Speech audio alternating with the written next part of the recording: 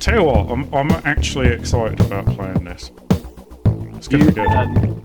You have no idea, right? This one I've been wanting to play since we first said we were going to do this, right? Because I'm not sure how popular this game was with everyone else, but Boulder Dash is like one of my most treasured memory games from when we were younger. Yeah, same. I'm just excited to see if it's any good. Do you know what I like? Here's what I remember about Boulder Dash, right? So there's things that I remember about, like, so one of the first things is I remember Boulder Dash being quite kind of clunky, right? It was pretty clunky, but again, I mean, this is, hang on, okay, so this came out in 1984. So again, this is like really early days of the Spectrum. It would have been one of the first games that we saw, and as we keep saying on a lot of these games, there wasn't, a lot of those really cool games hadn't come out yet, and so like you kind of, some games were clunky, some games were rubbish, and some games were clunky and whatever. But one of the things that got me about Boulder Dash is, it's a bit different to other games, but it's the thing that like I treasure and remember is like there was just a lot of levels where you could kind of set it up so you could drop the rocks, and there was that particular level where like there's all these monsters trapped in the wall, and you'd basically like funnel it so that you drill this big like launch pad, you drop a rock, and if you got it right, it'd cause this chain reaction, and enemies would start exploding into diamonds.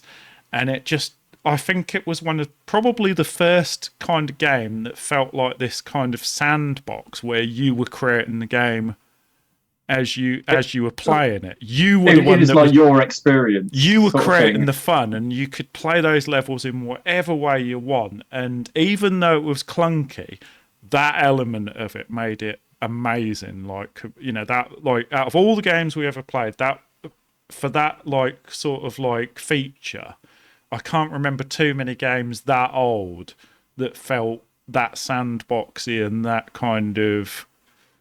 Because it's weird. It's like the Minecraft experience where the game itself, the sort of typical responsiveness and playability of the game isn't down to it actually being immediately responsive. It's kind of like limited. It's a bit cruddy in places, but you kind of like go, oh, so when I press this, it responds to it half a second later. So, you kind of get used to it, and it becomes part of the game.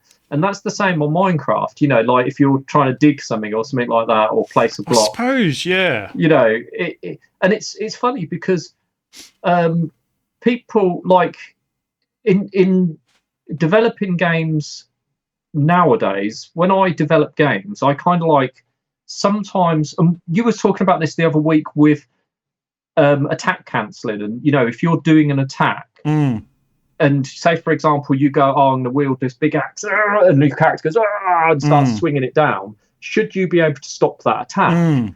And that question, for some people, they'll say that your game would be unresponsive because they've pressed to do that big attack and now they can't stop it. But actually, that's not unresponsive.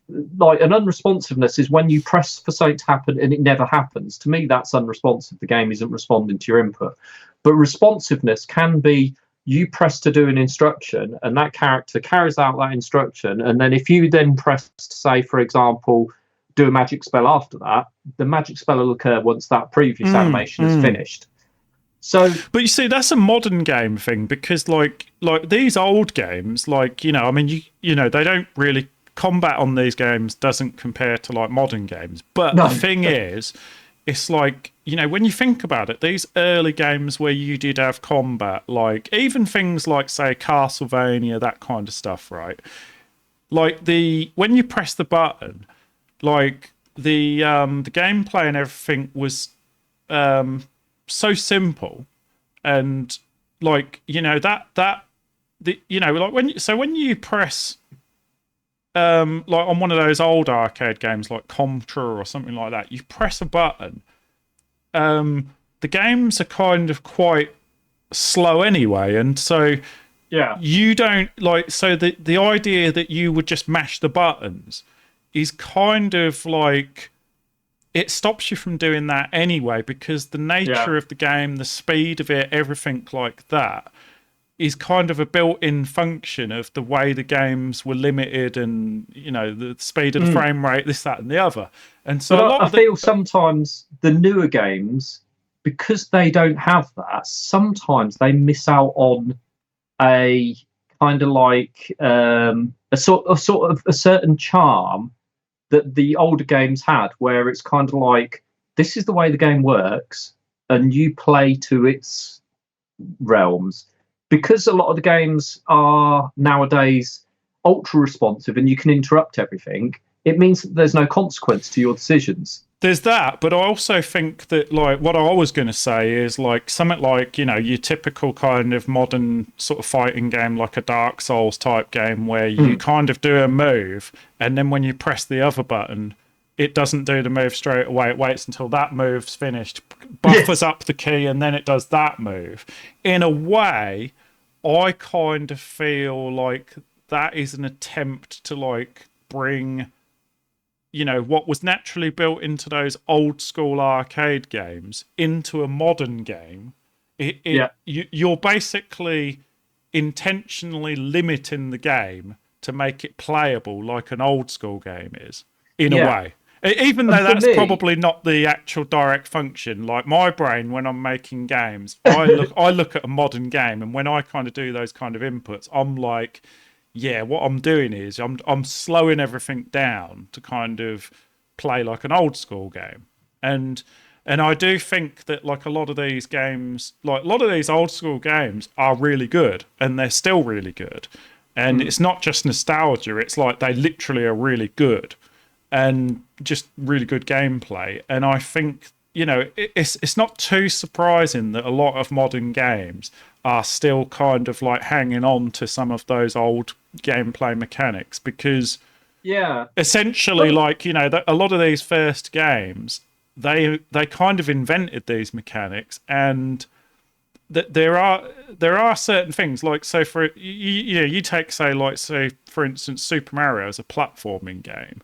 It's kind of, it would be really difficult nowadays to make a platform game and not think about Super Mario, because again, that's what I was going to say. It's an example of Super Mario. They perfected what makes a good platform game, and so it's kind of hard to make a platform game much more playable than Super Mario, right? And so you can add features and you can do all these different things. You can do fighting mechanics, this, that, and the other.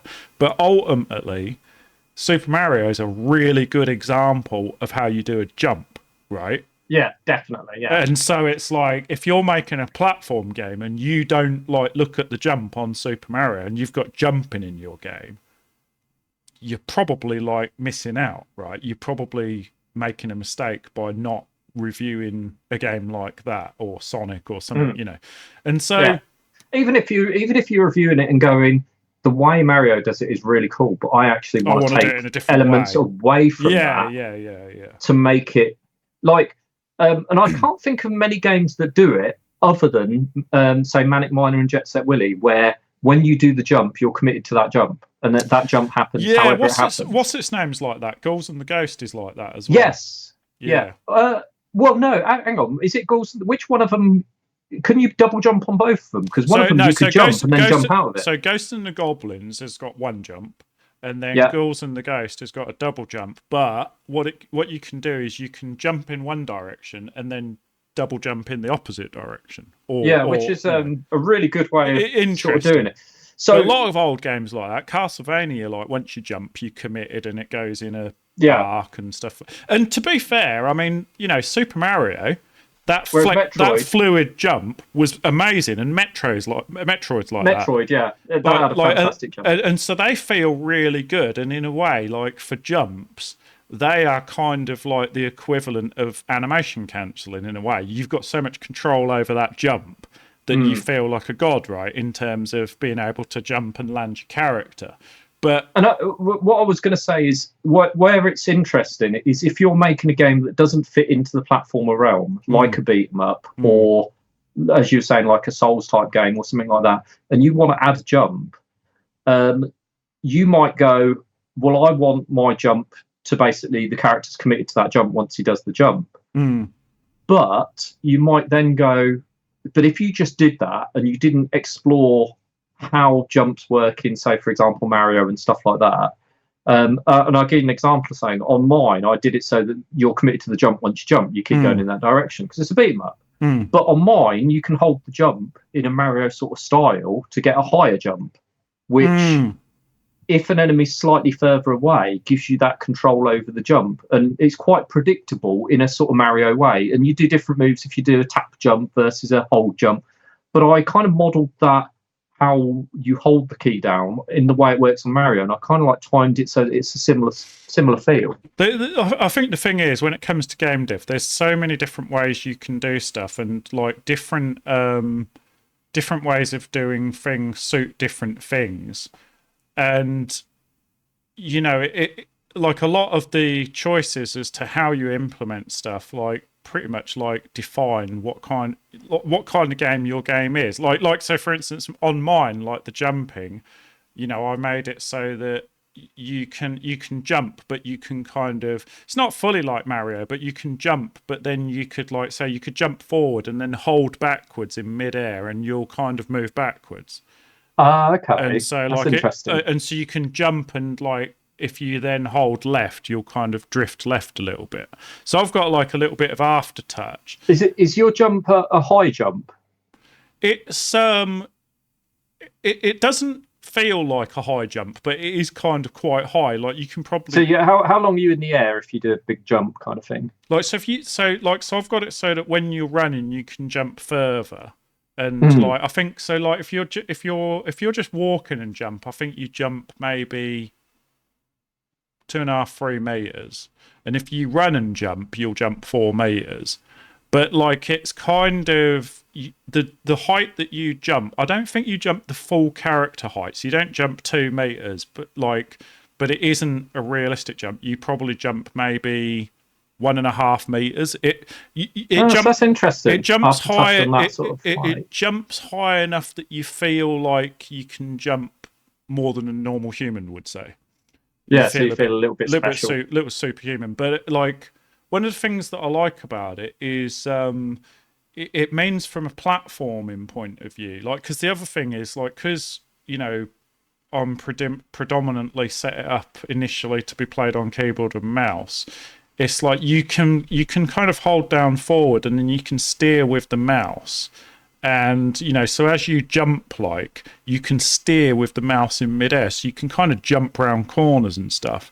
And so it kind of means that, you know, if you had like a bunch of stairs and this, that, and the other, you could very kind of smoothly kind of jump up. It's controllable enough that you could run up the railings on like some stairs and jump between all the railings, and you've got like that kind of precision. So it's just to give you that kind of like, oh, I'm not quite in the right place to land on this spot. You can position yourself. Yeah, kind of that thing. Makes sense in a 3D realm. Yeah. Hey, anyway. Before we get onto the loader screen on this, I just wanted to say about the front cover here while we got it up on the screen, because it's interesting. This is my favourite one so far, I think. Really? Well, I didn't. First of all, I have seen the Boulder Dash character before since being younger. I don't really remember this front cover, but they've managed to get so many little bits of the game into this. He's running away from that boulder that's about to fall on him, that's then hit the ground behind him and create the break in the ground, which doesn't actually happen in the game, but they do fall and break stuff. He's got a little diamond in his hand. I'm guessing that's one of the little butterflies behind him, or the postage stamps, as we used to call them. Because we had two different enemies, and then you've got the slime monster at the bottom. Yeah, there's the slime monster, yeah. And he's got his little diamond in his hand. And yeah, it's just... I think that's really quite cool artwork in that film. I was actually thinking about this earlier, right? Like, so just even the title of this game, right? It's called Boulder Dash, right? And sort of Boulder Dash is like something that people, it's like a kind of soft swear word, Boulder isn't it? Dash. Boulder Dash, kind of, maybe only in British terms. But like, like it's interesting how like the name is kind of Boulder Dash, but also it describes the game. It's Boulder Dash because you got to dash away from the boulders and stuff, which is a real big part of the game. But at the same time, this game, like I seem to remember a lot of times when you accidentally get twatted by you dropping a boulder on your own head. And so all the time. And so it is very much a Boulder Dash kind of game. Like, you know, it's just an interesting play on words.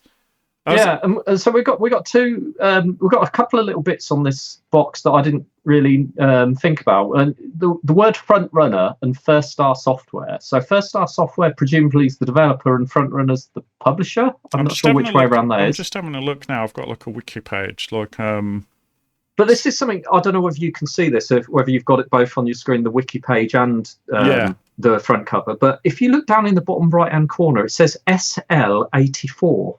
Which is the year it came out. Yeah, but what's the SL? Is it relevant in some way? SL, I'm just...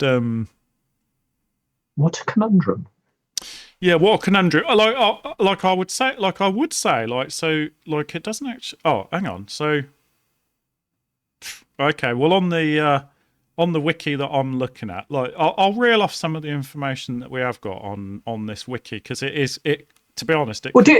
Should we switch to the loader screen and then we'll do it over the loader? Yeah. Yeah, you know, multi. All right, let's multitask. Yeah. Multitask, right? Yeah, like you know, like a Commodore Amiga, you know. Actually, like while you're doing the loader, get that sorted. But like, I noticed the other day that Commodore's just released a new Commodore. Yeah, and Spectrum have as well. And the Commodore one is actually it's actually like an official Commodore release with so it's basically the Commodore it's called a Commodore 64X, and it's like got the old proper Commodore keyboard and everything, really, really well made and stuff. But it's like, and it's got like cherry keys, like really plush, really. I think it's got like built-in LEDs like you get on modern PC, so you can make all the keys flash and all that. But it's basically essentially a PC with Linux on it, but it runs this thing called, I can't remember the name of it, but it's an actual new operating system that Commodore have made specifically for this machine. And it's reminiscent of, it looks like a more advanced Amiga operating system. And I kind of watched like maybe a 20-minute video of some guy talking about it, and you could play all sorts of emulators and this, that, and the other.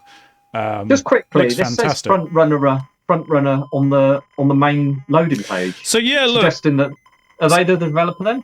I'm not sure. I'm wondering whether they're the developer, because so what it says on here is this. Like, so it says Boulder Dash by Front Runner, and it says published by KTEL International UK, which has got no mention anywhere, and so presumably Front Runner are the guys that actually made it.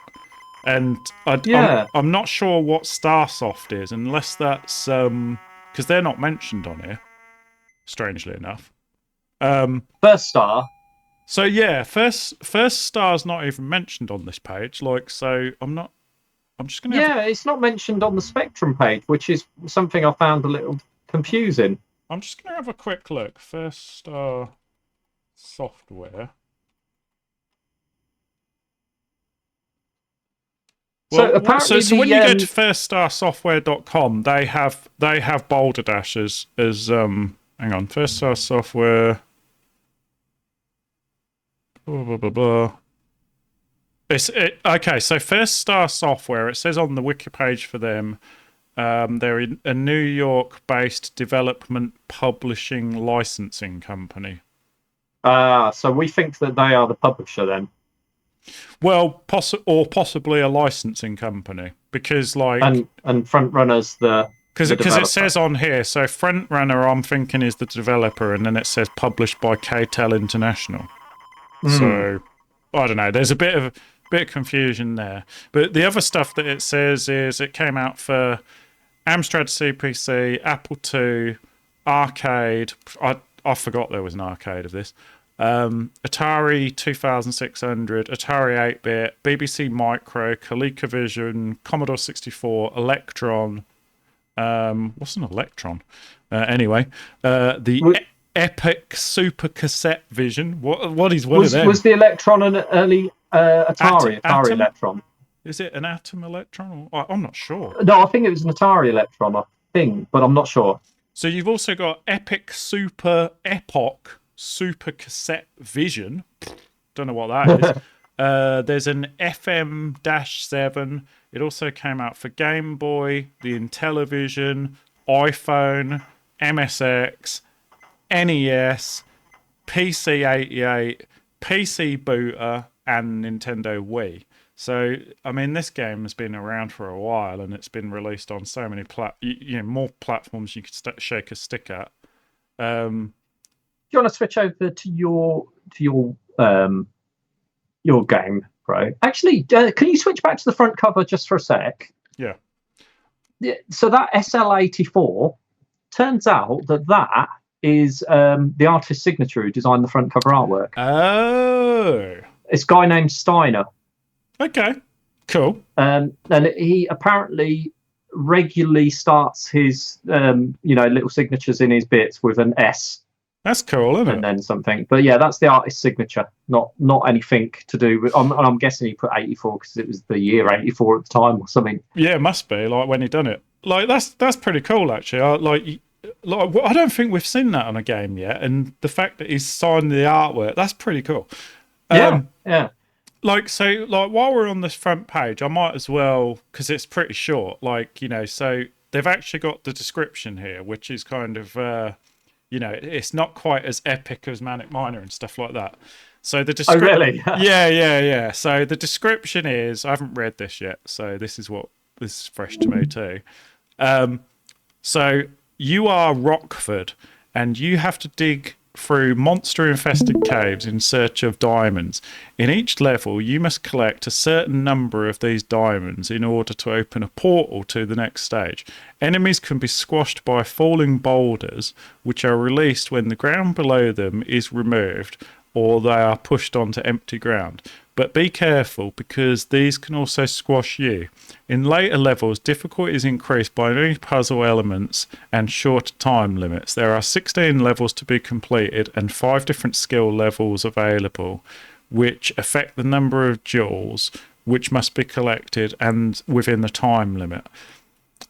So this one actually has... The story literally is a description of how you play the game. Yeah. And to be honest, to be fair, that's what I thought all those other games were going to have as a description. I was kind of right. I was kind of really surprised when you kind of had this elaborate story for Manic Miner. So there you go. Yeah, so it says here actually First Star is the publisher, and then right in the EU it says it was Mirrorsoft. But the weird thing is about that is it was First Star when we got it. I wonder, because on here it says KTEL International, and I wonder whether these are different publishers that have published it at different period of times for different systems, probably. On the First Star must have done Commodore, Amstrad, Spectrum, and all those old school ones. Yeah, well, here's another thing. On World of Spectrum, it does say the publisher is Front Runner for the UK. So I'm confused by that now. That says it's Front Runner, but the other one says it's First Star. Because First Star actually did quite a few games. They've got a bunch of games listed on their Wikipedia. One of which is Spy versus Spy, which is wow, right? They also did Astro Chase, Boying for the Atari, Flip Flop, Millennium Warriors, Panic Buttons, Rent Wars, Superman the game. That's about I haven't heard of the other ones. Can I just say, Spy versus Spy. Lots of fond memories of the series, but I've got a feeling We'll have that to when get we to play that. those, they're going to be awful. I remember Spy versus Spy being pretty cool, but I kind of the only thing that I remember being really cool about it was when you actually did manage to trap the other guy with like a bucket of water and electrocute him or whatever. It was really cool, but I seem to remember it being hard to do. Yeah, it was like quite a sort of kludge to actually get the stuff to work. And I've got a feeling that we're going to kind of play it and go, this isn't that good. But it's only one way to find out, isn't there? Yeah, I mainly remember the one in the ice place where you saw the circle in the ground. Yeah. Yeah. Okay, so you've got it on 2 players there, my bro. What's going on there? Yeah, I have, haven't I? To be honest, I'm not sure. Like, I'm not even sure what that means. Hang on. Yeah, I don't actually know how you change the number of players. I know left, right, and up and down change the level. Oh, hang on. I've got it paused. Hang on. Okay. And there you go. I think it was when I pressed pause. Okay. Oh, yeah. Yes, you're right. P changes the number of players. Yeah, okay. I remember reading that. So like, I just start with Cave, obviously. Yeah. Well, I thought I'd just leave the music playing a little bit, just so people could get a bit of a gist for it. I actually think the music's pretty cool. Like, even though it's it's a good tune, but it's like, typical Spectrum. It's like very jarring, but nowhere near as much as the other ones we've played so far. I don't think they. Cool tune though, eh? Yeah. Oh. Like Manic Miner's in-game tune's good, actually, but I thought I was playing then, but like that's attract mode. Okay, here we go. That transition you've got 3 cool. men. A bit sexist, but that transition pretty slick for a game of this age. There's a right now. Remember, you've got a time limit. Right. There's a couple of things. Yeah, A, the transition, but B, when you get to the next level, because I'm fairly confident you're going to make it off this first stage. Oh, I wouldn't be too sure. So when you get to the next level, if you watch the transition from when your character comes in, it's really funky as well. Oh yeah, no, I did see that. It's kind of like a little flash of animation particle type thing, isn't it? Basically, he's coming definitely from the Starship Enterprise. That's somewhere. I mean, this is 1984, right? Like, I actually think, like, as Rockford is it? Like, I love the way his eyes blink and stuff. He's kind of got quite. And he's tapping to the foot. Yeah, he's got quite a lot of personality, hasn't he? Because, like, like even things like Manic Miner was really good, but like, essentially when you stopped on the character was just freeze framed, weren't he? Yeah, and tell you what, do you remember we were talking the other day about games that had scrolling, and I'd completely forgotten about this game and the fact that it had scrolling. Granted, the scrolling's not perfect, but one of the things that's not entirely obvious on this, but like these rocks that are kind of stacked up on top of each other, they actually, like if I go, say for instance, down, go like that. So now once you've done something like that, that rock will fall, kind of thing. And so if you kind of, this is how you end up trapping yourself. If I kind of run up here, these rocks kind of concertina down in all sorts of ways, and you can create a Boulder Dash. You can basically create an avalanche of, and that's what makes this game so cool, because you're kind of running around, and you have to be careful you don't run outside of the screen as well. But you're running around, you're collecting these diamonds, but essentially you can end up like really messing yourself up just from cutting away the wrong things and causing like an avalanche and killing yourself. It's such an interesting mechanic, the way they've decided to make that scrolling out of time with your character. Oh, the other thing 50 seconds. 50 seconds. The other thing I just realised as well is you can push these rocks around as well. Yeah, the diamond little animation I think is funky as well. And I always liked that little flash and the noise as you collect the diamonds. Such a cool. Oh, is that what that flash was? It was just me collecting a diamond, was it? Yeah. Oh. It only does it when you do the special collect. Oh, like when you press fire, basically. Yeah, I don't know why it I wonder does if it. that has some But sort of relevance. I'm going to do it and see what happens. Like, so it says I got 15 diamonds. No, it didn't do it then. Maybe that no, was a didn't. special Oh no, diamond. that diamond meant you got enough to complete the stage. Oh yeah, that means the portal's open, so I don't Yeah, actually collect diamonds anymore, and I'm running out of time. I need to just get out of here, don't I? you got 16 seconds. This is going to be bad. Oh no! Oh no! It's there. I should have went around the top. So this is one of those things that like it's kind of like this is the one of the nuances in this game that we were talking about, where everything in the game is kind of like a split second behind what you do, and it seems like at first that it's kind of like why have they done that kind of thing, but actually it really kind of like goes into how the game plays. It's part of it kind of thing. I tell you what, right? I'm finding, like, I think one of the things that makes this game really kind of seem clunky, and this is probably like literally wasn't designed specifically like it. It was more of a limitation of the hardware. But I think the thing that makes this game feel clunky is the scrolling. Like the scrolling's so weird. The scrolling is so slow and jerky. Like when you're actually running your character around, your character is actually quite responsive. It's the scrolling that makes it seem like jerky and slow. Yeah. But it doesn't affect the gameplay. Though, it feels quite polished. One of the things that I've noticed that I find weird is that it's not just that the scrolling doesn't keep up with you. The scrolling scrolls to certain points within the map, doesn't it? It's like it stops in certain points where you kind of it doesn't just follow your character like me just standing in the bottom here. Like there's no see how like there is actually somewhere to scroll like down below, but yet I've kind until of you stopped. Take that one step, and then you take that one step down, and then suddenly the whole lot keeps going, and it keeps going. But it only scrolled. But it doesn't seem to scroll. It just scrolled 2 or 3 blocks there, and then now it's not scrolling, right? Yeah, so basically, is it that when you get towards the edge of the screen, it basically scrolls until you get in the middle? I'm not sure exactly what the logic is there, but it kind of is quite. It makes it quite dynamic. It's kind of because I even notice, like if I stand here like this, it's not scrolling, and then no. So it looks. You have to get 1 block away from the edge. So once you take this next step, 2 blocks away it is. Yeah, I don't consider that half block a block. No, probably not. Like, yeah, so it's. I wonder if that's the way it works vertically as well.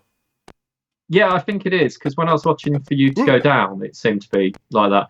Isn't it weird the way it makes you feel a bit nervous going up past the boulders like that, even though they're not really gonna.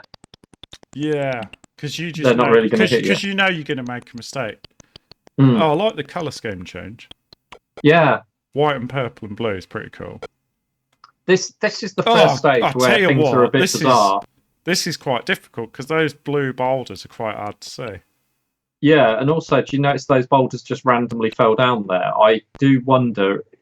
Yeah, look, there's a postage stamp in there. Yeah. So this one's the first one that's a little bit of a challenge, although. Well, so these postage stamps, like you can kill him, can't you? Yeah. Oh, there you go. He's trapped, so he's fine. You don't have to even worry about him. But yeah, you kill them by dropping a boulder on them. And then the butterflies, I think. So I'm going to merge them with the amoebas. I'm going to do something stupid. Yeah. I've got a feeling he won't follow me. Like I was going to go straight down, like release him and go straight down, but I don't think he'll follow me. I think he'll go down this way. Probably. Because I could run straight. Oh, I'll tell you what I can do. I'm going to kill myself. You'll see, but like. I'm going to release him on the way. Oh, no, I've got him messed up. I don't even know what to do. I don't even know. No, I don't think. There is another postage stamp on this level, I believe. Oh, there's a boulder up here, actually. Oh, yeah, look. So you could release him and then use that boulder to try and crush him. He's going to get me. He's going to get me. I'm going to get, like, it's so scary. Oh, no, look, he's gone. Oh. Yeah, great. When's he coming back? I don't know, but like you can guarantee it's when I don't want him to. And the thing is, right? And now look, you're that's scrolling. scrolling. That scrolling Is makes he? it really scary now because I'm I'm literally like, am I Oh going to my run God. straight into him? Ah, he's got- There he comes. oh shit! Oh my God. Flipping heck! Oh Ah! God. And he was going to come for you. That's Oh hilarious. God! I'll tell you what. Yeah, you have a go. Like, oh, man, I'll tell you what. Was that all your lives? Oh, hang on. No, I think I've still got one left. I think you got one. Yeah, you got you have one to man. yeah. One sexist man. This game is genius though because it's like you can guarantee that the the AI on him was probably pretty simple, right? But like, oh, what's that? What was that? I don't know. Oh, extra life. Oh yeah, it was. Oh, okay. Yeah, you can guarantee that the AI is probably like, literally just follow a direction and just keep going around the wall kind of thing. But because and this is like the genius of like the simplicity of game design, like something like this, because you've got that really weird scrolling, it makes it quite challenging to avoid an AI that essentially has got like a really simple movement. I've got a feeling that you've got to kill him because I don't think there's enough. Yeah, I don't think there's enough diamonds. I don't think. Oh, he doesn't give you diamonds, does he? I don't think so. No, I think only the butterflies do. Oh look, that'd be where to kill him though. Look. Yeah, that's how to get him in it.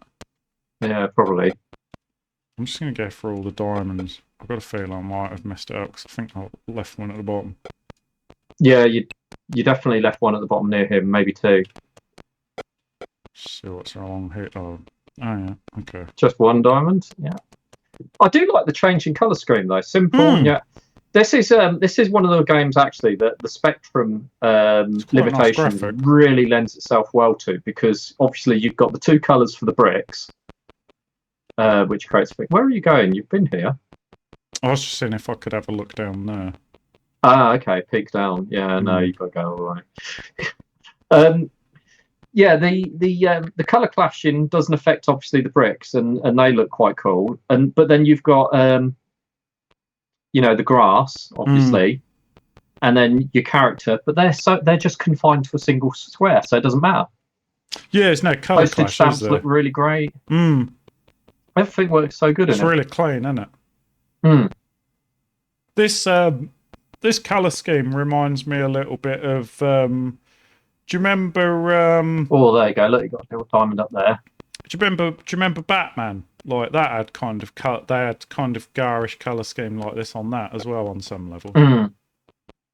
I think though it's like I mean this is a good example. I was actually like doing this on my game the other day, where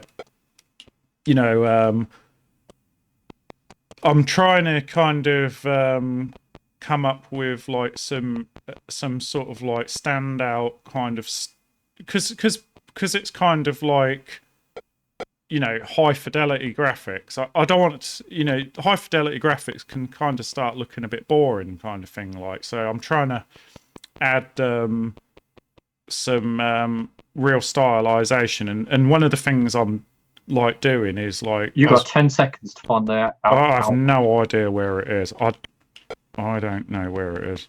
It's not along here. I'm dead. I could guess it's with the butterfly. So one of the things I've got one more. So one of the things like I'm starting to toy with is like, so I was doing this sort of vampire boss kind of thing, and there's the exit underneath you. Jesus, it's right back at the start. Look. Yeah, I see it. Yeah. So the vampire boss. So one of the things I was doing with the vampire boss is like, I started defining like, some color palettes for certain things in the game, because I don't want it to look the same all the way through kind of thing, and color schemes affects it a lot. And so, one of the things for instance, on mine is like when you're talking about dealing with the vampire brides, like purple is like the color that I've decided kind of like reminds me of vampires. So all those sort of brides are going to have like a purple motif kind of thing. But it's like looking at this level here, where on the spectrum that they're obviously limited, really limited by their color palette. But this is a good exercise in where you can take like what would normally be a fairly garish color palette and really make it stand out and be bold kind of thing. And I even think in modern games that have high fidelity graphics, like, doing a risky color palette like this can really kind of pep it up. Can I just point out, just point out, everybody, if you look down here at our logo for this week, it's actually in the matching color palette to this level. Right. That's well planned, right? It's weird because, like, I was like, what color should I do the logo this week? And, I just moved it and was like, yeah, there you go. The main reason, actually, like, talking about, like, color palette of my game, the main reason that logo is purple is because I've been working on the vampire boss this week. So it was, yeah. So it ended up being purple. I've become obsessed with purple. Yeah, see, because similar to me, like, because I've got like the punks on my game, the first 8 stages have got various different punks. You get to a point where, like, I wanted every single one of them to look different, and you get to a point where it's like, okay, how many different kind of color schemes can you go with? And so you do end up having to use some kind of like quite garish colors, but in my circumstance, because they're all punks, it kind of works. You know what? Oh, like, crap. Talking about, like, while on the subject of your game, like, anybody who ends up watching this, like, I just want to say, like, John's released his game on Steam, and so go on Steam, and actually, like, we'll end up, I'll put like a link in the we'll put a link into the Steam page, but like basically it's called We Could Be Heroes, and it's a beat 'em up, old school beat 'em up, and he's got like loads of plans to do loads of work on it over the next year, do different mods and this, that and the other. And so since he's mentioning it, and since he's like literally released it a few days ago, go and check it out, buy the game. There you go. Even if you don't plan on playing it, buy the game. Yes. Hey, check the color palette out on this game, man. This one's kind of crazy. This is now nuts. One thing I will point out is if you go down one extra square, this boulder will fall off that block. Yeah, because of the wall. Yeah. So they don't stick to walls; they will fall off each other and off of walls, which is an interesting it's quite a fascinating little mechanic, isn't it? It's like they've like in this game, like, I mean, when you think about it, considering, I mean, this is 1984, and how many games in 1984 would have taken different surfaces into consideration? Because all of these, there's certain surfaces that work in certain way with these boulders and stuff. So it is pretty cool. Yeah, this actually reminds me a bit of what we were talking about with Manic Miner, where the level design is kind of like really clever. What's that mean? That's extra life again. How many extra lives do you get on this game? Right, pretty generous so far. Like it is quite a big game, though, isn't it? From a length point of view, you've basically got A to Z in levels. I think is that it was right? Like 16 levels. It said. Well, it definitely goes all the way up to M. Okay. I think M is the one with the unless I'm mental remembering this, but well, no, you are, but like level M. I think level M is our favourite level, where you get the amoeba at the bottom. Oh, is that? Oh, right. Okay, so like after we've played this for a bit, we might have to dive into that level because that is the best.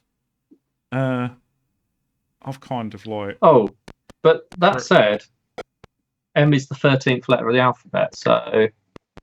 I think I noticed like the levels were lettered, but I don't think it's all the letters of the alphabet. So I think there probably is only 16 levels, but they just happen to be hard enough that it seems long. 16 levels, interesting. Yeah, probably is. Yeah. I wouldn't be surprised that, because these levels are quite big, aren't they, and intricate. Yeah.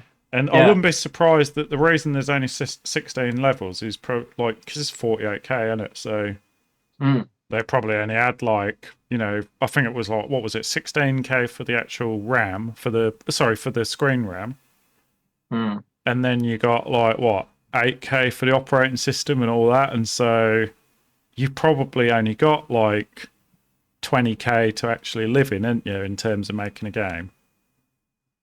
Yeah. And you'd have to store all the graphics in there, right? I've run out of time. You know, I'm blabbering again. Oh, balls. I don't know what's going on here. Yeah. Out of time. Oh, I'll go one more. You're one man. So this is room C/1. Oh, I think the one is the level, the difficulty. The difficulty of it. What increases the difficulty? Do you get less time? You can change it on the opening page when you select the level. Oh yeah, you get different boulder layouts, don't you? Yeah. That's a weird thing in itself, because I remember there's 16 levels and 16 levels and 5 difficulties. So essentially, you've got quite a lot of levels to play with. Yeah, because I remember actually level M, if you change the difficulty, it changes the boulder layout. And the reason M was such a good level is because it's just such a fun level to just try and when you actually like manage to pull off that trap where you kill all the butterflies, if you get it right and it does a massive explosion, it just keeps going, doesn't it? And you just end up with a whole screen full of diamonds that are just keep showering everywhere. It's just quite... Yeah, and like that stage is really fun, kind of like, because there's so many different types of traps you can do on it. But the thing is, like, I do remember if you change the difficulty, it changes the layout of the boulders, which means that some of the traps aren't as fun. So, yeah, it's one of those sort of things where it's kind of like, it's cool, but I think it can sometimes ruin your fun.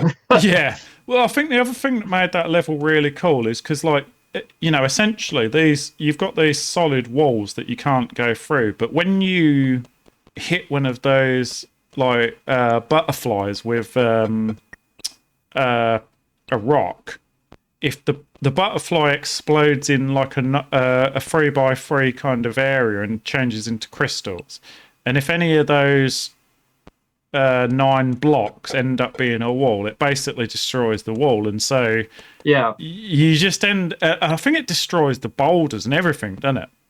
Yeah, because you cannot blow the postage stamps will blow up, but they'll just blow up into nothing. It's just the butterflies. So I think from a game crystals. Mechanic point of view, what that actually does to the game is it turns it into this kind of... turns it almost into a shoot 'em up in a way, because like you're able to create these cannons, right? Boulder 'em up. Boulder 'em up, yeah. If I remember rightly, level E is butterflies and postage stamps, and you have to kill the butterflies with a boulder to actually do the level. You have to blow one of them up, I think, to get enough diamonds. They're all in little squares in the middle of the screen. Yeah, that's right. And aren't they just like running around in squares, and there's like a load of boulders, and you kind of like, you can dig the grass and just drop them, and because they're going round in circles, like it's a bit of pot luck. You just got to keep pushing boulders off until you actually hit one, but when you do, they cascade. I think so, yeah. You've got 21 seconds, bro, and I've got a feeling that this is an edge exit. Oh, you're right, somewhere. And I'm like missing a crystal as well. Are you? God damn it. I think so, yeah. Well, put it this way, wherever that crystal is probably where the edge is. Probably, yeah, because I haven't seen another crystal. Oh, there's the crystal. Oh, there's the crystal. Leg it! I still ain't got it. Oh. There's another crystal. Ah! All right. So, Boulder Dash seems a little bit tight and on time. Yeah, well, like, we are nattering as well, aren't we? Yeah, I don't feel... I feel like that was harsher on you than it needed to be. Right, is that... Did you die? Are you dead? Is that... I think so, yeah. I think I'm out alive. Hang on, let's just... I Yeah, think game it's over. a 0. Yeah, game over. I Okay. do like that transition. That's kind of cool. Cool transition. It's awesome, isn't it? It is awesome. All right, let me just switch you over.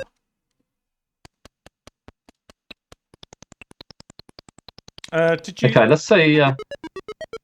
Which? I think that was C that I was on. Yeah, I don't think you can skip up past. You can only skip up 5 levels at a time. So I'm going to do the first couple of levels, but I think I can. I reckon I can whiz through these. Yeah, these ones are pretty simple. I can use But even this one's like all of those levels had a really cool color palette. I think you're taking it easy on the game. Yeah, to be honest, I was just like, I was in nostalgia land, man. I was like, literally, like, it just felt like I was playing it back in the day. I was just kind of getting into it. Yeah, so this is actually a little bit more responsive than I remember, actually. It's just scrolling, isn't it? Yeah, I'm feeling quite good moving my character around here. Yeah. No, that's what I was saying. There was the little flash. Yeah. Yeah, now I know what that means. It makes a lot of sense. Yeah, but like the actual character, it's really playable, really responsive. It's just that actually interesting as well, like things like the boulders, and presumably this was done for performance reasons, but it's interesting how the boulders they kind of fall down at a different frame rate to the frame rate your character's moving. Yeah, but also they go a whole block at a time. Everything's a whole block at a time, which is interesting. But all the boulders don't fall at once either. Like they take it in turns to kind of concertina on top of each other, kind of thing. You only get like maybe 1 or 2 or 3 of them move at a time.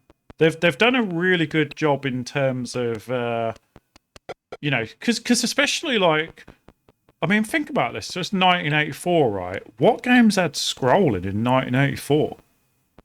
Yeah, this has got to be just to introduce you to the bad guy there. Yeah, it could be. That could just be a training thing. Yeah, just to show you that there are bad guys. But yeah, like there was no other games with scrolling that I remember. Yeah, I can't think of any. But yeah, it is interesting that you get this kind of like weird sort of movement where he does respond really well. But say, for example, if I go right left like that, yeah, he does do it. Yeah. But sometimes you'll go up and then you'll go to do that, and it won't actually do the sort of going in. It's got that thing that we're talking about with Dark Souls, isn't it? Where like it can like cancel like one of your moves because like you've tried too many in a row, kind of thing. Yeah, and this as well. Like if I hold fire and then just tap left, sometimes it doesn't eat the thing away. But just check while you're doing this. Does this actually have a keyboard? But like, does this have a buffer, or does it do more than one move in a row, or is it literally the speed of the character that's kind of limiting it? I think it's literally the speed of the character. Yeah. Like if I'm tapping, sometimes when I'm tapping down there, it doesn't do it. So I think the frame rate that our character moves at, that's the frame rate that the input's read at. And so what's happening, I'm guessing, is it's reading the input a little bit slower, maybe because it's rendering the entire screen every frame because of the scrolling. So you basically have to, and once you get used to it, you get used to the fact that you're holding the direction pad down for like a 1/10 of a second, maybe. Not that. Oh, the block's over there. It's back there. I can see it flashing. Yeah, I was getting the extra diamonds because because you're a diva. Yeah, fair enough. I must say though, it's like it's almost like a hardware limitation. Like I think one of the reasons why, like back in these days, things like animation cancelling wasn't probably even a thought in developers' heads was because the hardware wasn't fast enough to actually even, conceive that you might want to do animation cancelling. Do you know what I mean? Yeah. I mean, there could actually be an element of that because I'm just wondering whether, like the way the controls are read are probably frame rate dependent. Yeah. So yeah. The fact that this, whereas, obviously now we read the hardware separately, don't we? and it's kind of essentially buffered. Because everything on this would be tied to the vertical sync. Yeah. And in fact, they could, I mean, we discussed it in a previous video. You could actually cheat quite a lot. So you didn't have to make everything happen in a vertical sync. You could actually go over the vertical sync, but then you'd get like a kind of tearing effect. But like, there was definitely a lot of games like, early 3D games like Driller, where it was full shaded 3D on a Spectrum, believe it or not. And but it was like running at what, 2 frames a second? Like, yeah. It was incredible. Like, I mean, even this, like, what do you reckon this is running at frame wise? It feels. I think it feels kind of 10. Yeah, it's not. I mean, here I was struggling to go down there. I was struggling to get it to. Oh god. Oh jeez. It's a bit of an illusion. I've created a lot of boulders up there. Because I think it's a bit of an illusion on this, because I think your character might be running at, say, 10 frames a second, and the scrolling and the other blocks and stuff, they might be running at only maybe 4 frames a second. But because because your character's like a bit more responsive than that, it kind of gives you the illusion that the game's quite responsive, right? Like, because you see the jankiness of the boulders, but what you're doing with the character definitely feels a good 3 or 4 times more responsive than everything else that's going on. And so from a playability point of view, you kind of like, you feel like you've got a lot of control, kind of thing. Yeah, and I do feel, similar with like how in Minecraft, because Minecraft, the frame rate in Minecraft isn't like great. I've never actually played Minecraft. It's because I've got a daughter who's into computer games. It's one of those things that we played quite a lot when she was younger, and the frame rate. So we play it a lot on the Switch, but we do also play it on PC. And on PC, I've got a reasonably powerful PC, so it runs all right. But even on a reasonably powerful PC, you do something like, I don't know, put it in creative mode and start flying your character around. You get points where it's still streaming in the world and you're flying and you're in a blank world kind of thing because it hasn't loaded the level up. And it's just catching up, like. Yeah. And so sometimes I think as a gamer, you kind of like get to a point where it's what like... that means. That's the extra life. Oh, yes, of course it is, yeah. Yeah, I think you get to a point where you kind of like can appreciate, you can forgive a game being slow in places if it's doing something special. Yeah, well, a good example of that was like, so when Elden Ring first got released, even though, I got a pretty mean beast, like my rig's like a 4090 and it's got like one of them, not so much new now, but it's like they're still relatively new, the AM5 AMD Generation 5 motherboards and CPUs and all them. So it's a beast, 16 core. And, when I first got Elden Ring, if I sort of swang the camera around, it had dropped to like a good 5 frames a second, right? Look what I've done, Taz. You've literally got to sit there for 50 seconds now, ain't you? Oh, I think I have, yeah. But yeah, I'm pretty sure you have. This is something that's weird though, right? If I hold down, so obviously we were talking about Kempston joysticks having multiple buttons. If I hold the fire button, you can do the thing where you stay on the spot and it's like shooting kind of thing. You're pushing the thing away, but you stay where you are. The other button for me seems to just, I don't know whether it's carrying on running in the direction I previously went, but if I go down and press it, I go back up. If I go over here and press it, I seem to go that way. So I don't know what the button's supposed to be doing. Might be a glitch. It's a bit of a weird one. Might be, mightn't it? Like they didn't allow for the second button.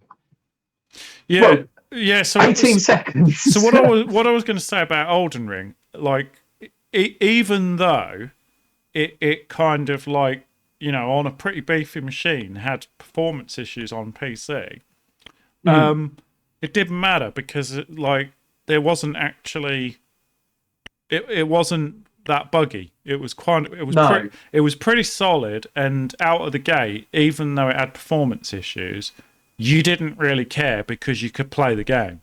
And I do think, like, you know, as much as, I mean, you know, I'm definitely one of those people that thinks, you know, I really do, like, I have this thing about games being nice and smooth. Like, Yeah. they're just a lot better when they're really smooth. But like, obviously, like, you know, I enjoyed playing games like this where clearly it's not that smooth, right? And so I don't, when people say, oh, you know, the performance of a game doesn't affect the gameplay, I do think that's true. I do think, like, you know, if a game has some performance issues and sort of like judders a bit sometimes, I don't think that actually affects the gameplay if it's a good game. Yeah, and I think that depends on specifically what type of game it is. When you're talking about a game that's, you know, this is heavily physics based, basically, at a time period when that was a big deal, kind of thing. You know, this were doing something very different from what other games have done. What am I doing? Why am I doing this? So one of the things I noticed about Elden Ring, like, so Elden Ring obviously like got big open world, right? But because of the nature of the game, like every time you get to a boss, like the boss is kind of be like, you know, it's enclosed in some sort of arena, and so obviously they completely unload. They just basically hide all the open world, and you're just in this arena, and so yeah. and so the performance is really good, like generally when you're playing a boss. So even if the game's slowed down, when you get to like a boss where, you know, that's going to be the time where you essentially end up wanting, you know, you've got time critical, you want it to be really smooth there because, you know, it's a kind of time critical action dodging game. When it mattered, it didn't slow down. You know, Yeah. There was occasions where you're out in the open world and, you know, you'd be fighting a dragon and, you know, it might have a performance glitch and you'd die from a performance glitch. But generally, like, it kind of, in a way, the game design was kind of designed around the limitations of performance issues, because most of the time when it mattered, it was running pretty good. Yeah, which is an interesting thing because, like, if you're playing like a first-person shooter, oh my god, have I completely walled myself in again? I think you can go down the bottom, can't you? Yeah, if you're playing a first-person shooter, you know, you want that experience to be as slick as possible. I think you're going to have to go. Can you go further under?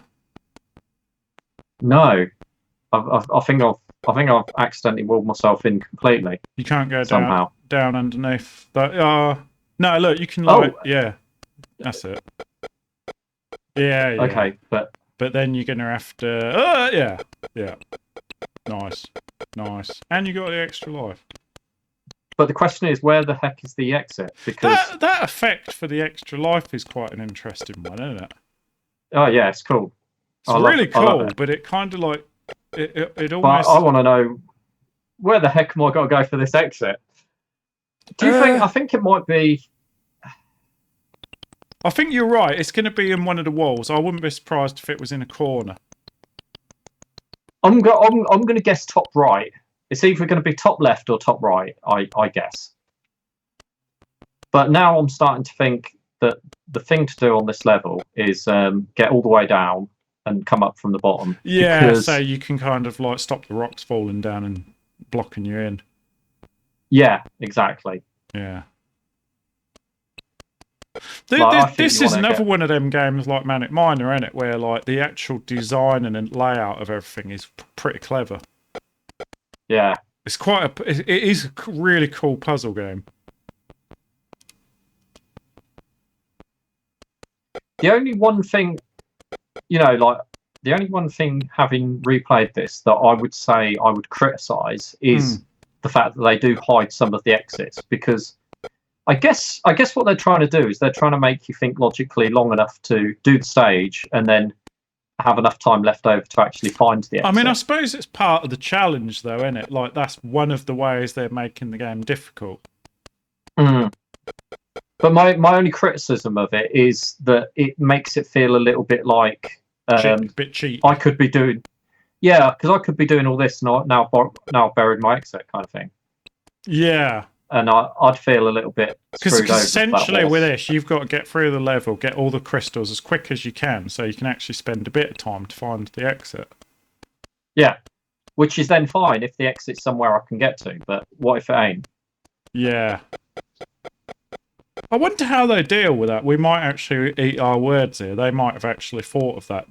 It might be in a position where it can't get blocked. It's probably going to be at the top, if that's the case.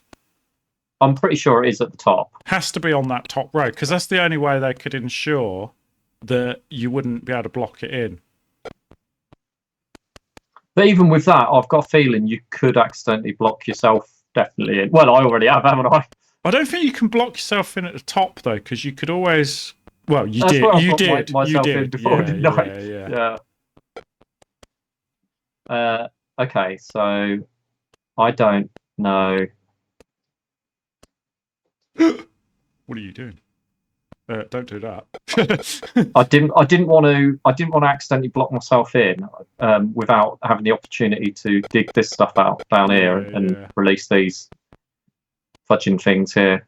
Fudging things. Yeah, you're all good now. It's quite cool watching all them boulders do their thing. It's got to be over to the right. Yeah, I'm thinking top right. I'm thinking opposite the start. Makes sense. Because that seems logically the last one you'd collect, and but it's not. All right. Okay, watch out. Cheese. Oh, there it is. Ah! Oof. And I've just fucking. Oh, no, you haven't. No, you haven't. You can cut through. Yeah. Oh, no, you've done it. A few seconds left. Oh, nice. Oh, right. So now we've done that, right? We are on stage 4, stage D, right? So if I mess this up and fail this, we can just skip straight to stage E, and we're technically. This is the first butterflies, isn't it? So you get you get to make some explosions now. Wow.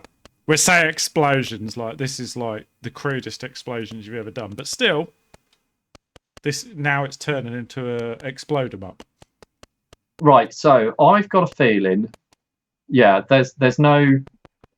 Oh, I wonder how many of these I've got to kill, because with them going that way around, you ideally. Is that like the amount of crystals you got to collect at the top, like 36, and you've got 5? Is it? I think so. Yeah, and each one of them gives you 9 when you kill it. So. Oh god. See, I've got a feeling this first one's quite the hardest one. That said, this one. This one here, like you could actually like dig up like a hole and then push that rock all the way across, couldn't you? So if you went over that rock, you could now like push the rock across until it's above it, and then run down. Yeah, get it above it, and then just run. That's it, and then just run down. I think I want it this side, don't I? Yeah, and then you just want. Yeah, and then just dig in from the bottom and then run up, and it'll follow you up, and you can just drop it on its head. Yeah, so you want to, when he comes around, cut. Oh god! Not like that. Too soon. I thought he'd moved on. Okay, I've been crystallised. It is blooming cool effect, isn't it? Yeah, I actually really love the animation of the animation on the crystals, though. I think they look cool. Yeah. Yeah, no, that glisten effect. Yeah. Okay, so I've got an idea here, right?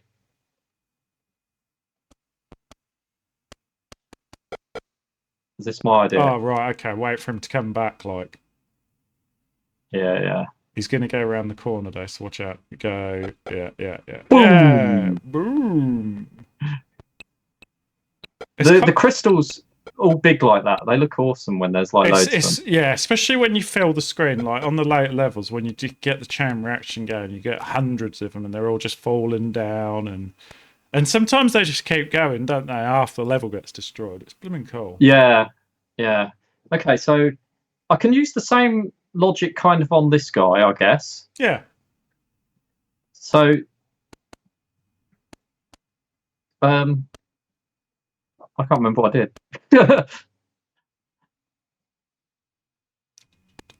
Okay, yeah, I got it.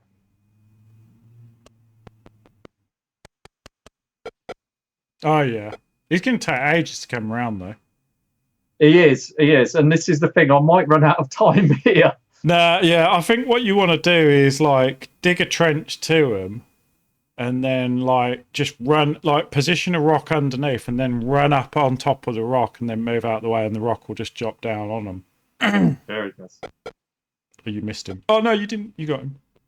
Right, so this one over here, I'm going to be a bit risky with, I think, because I'm running out of time. I was wrong about that because that 36 of 5, your crystals aren't going up. That 5 hasn't changed. That's your lives. Oh, okay. 36 must be how many crystals you've got to get, though. So maybe the 18 is how many crystals you've got.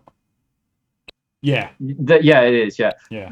That so it must be that I've got to get 36 crystals in total. Yeah. So you got to get another 9. You got one more to kill. There you go. Yeah, that's the way to do it. That's it. You've done it. So I think I've done those pretty slickly, but yeah, the last two I was good with. Ah, nice. Oh, easy peasy.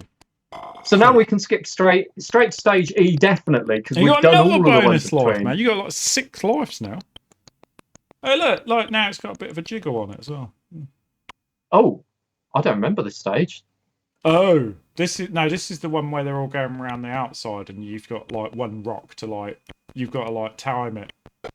Oh, yeah. And I've failed. You've messed it up.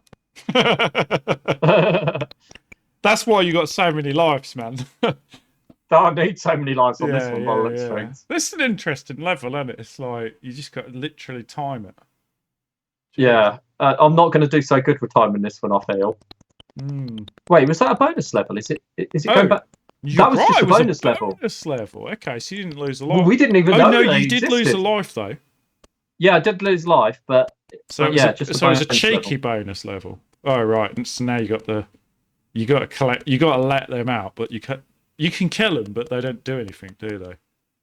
No. But to kill them, I'd have to kill them with my crystal, which I don't want to do that. I've got a feeling if you do that as well, it'll destroy the crystal. Yeah, well, I've got a feeling that this is a level where you basically... Is he going to follow me? Yeah. No. He'll come down, though, and then he'll come round. Now he'll come through. Yeah. The question is now, what's he going to do? Is he going to go He'll go all the way round, and he'll just keep going round in a circle. So if I remember rightly, the secret is to create an area for them to go around, which I'm failing to do abysmally here. Yeah, you might have a bit of logic going on there. So you're supposed to do that. Oh no, I've messed that up. He can't get you there. He won't go around there. Right. Okay. Because they go around the edge, I think. Yeah, it's just which edge they go around. The thing is, there's so much going on, and you've got to take into consideration the scrolling, and that's what it is. That's what you do. Yeah. and so you just end up. I mean, this is brutal, isn't it? It's like, what's he doing there now? Just going around in circles, but. When you get it right, you can just get them going around. I remember back in the day, we used to get them going around a single square because we were quite good at it. And we used to just run past and grab these things. This is a good example of where you can have really, really simple AI mechanics. Like basically, like the rules on those things be like 1 or 2 rules, really simple. But like add that together with a few mechanics, get a few enemies doing different things, and all of a sudden, it appears like some form of intelligence is happening, right? Yeah. Even though it's like essentially just simple rules, just going around in a block. Well, I'm just going to say the intelligence ain't coming from the player. Yeah, that's right. Oh God, look. Oh look. God. Here we go. Here we go. Oh God. Oh God, I'll just run in and out, man. Oh my. I don't know. That's brutal, man. And I bet you got to get every single one of them as well. I think you've only got to get 4. Oh, is it only 4 that you got to get? I think so. It Yeah, says no, 4. you're right. Yeah. So hang on, what's the 50 on this then? I'm so confused. That's got to be, you can't have 50 lives. That's got to be... No. You must be 5 lives. I don't know what the 0 is for. Weird. Because I thought that was your lives, but maybe it's not. He's going to go around this now, isn't he? I've created hell here. It's interesting, actually, because, like, I think they just go around objects, but depending on how you cut it, you can make them divert around a different object. Like, so he'll just keep going around that square now, but as soon as you cut away that angle, he'll go, go all the way around, yeah. As long as they don't come down here, I'm quite good. Yeah. Okay, he's not coming down here. There is a method to this, and you're right about like cutting like them brackets. Right, so he's coming this way. Yeah. That's all right. Now keep going around that. Yeah. Okay, so he's going around that. Quite a clever little AI, isn't it? It is, yeah. They basically hit a wall and then they go in the opposite direction. So you've got to ascertain which one they're going in. But now they've hit into each other. That's it, you're done. And I've got to find the exit now. I'll just keep digging around. Oh, there we go. You're good. Nice. It was easy enough, wasn't it? Yeah. But yeah, so that was that stage that we were talking about where it's got the postage stamps. We've done the one with the butterflies. So I'm not sure how many more of these I've actually done, because I'm not sure I was that good at the game back in the days. You know, I just used to play that level MO. Oh, no, I do remember this one. This one's got loads of little rooms either side. Oh, yeah. So, yeah. Hang on, I'm just going to check while you're doing that. Hang on, I'm just going to... Because I thought... Yeah, so you can select all the way up to M. You can go right the way through all the levels. But I don't think you can do them one at a time. So I just went on to... I could select up to Cave M and just, like, start on Cave M. Was it... And you could pick whichever one you wanted, or could you only choose, like, go up to, like, 5 at a time? Oh, I see what you're saying. Okay, so when I do it on mine... Let's have a look. So when I press left and right, I can go A, I, M... That's it. That's the options you've got. Yeah, so it's like 5 levels at a time, right? Yeah. How many of these have I got to go? So I wonder, because I wonder how many levels we haven't played them, because we probably just used to select M all the time and play that. Yeah, because that was our favourite. I'm just going to quickly check to see whether M is actually that one.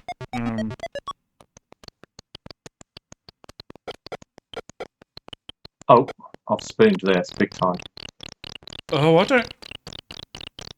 Is it that one? Yeah, it is that one, yeah.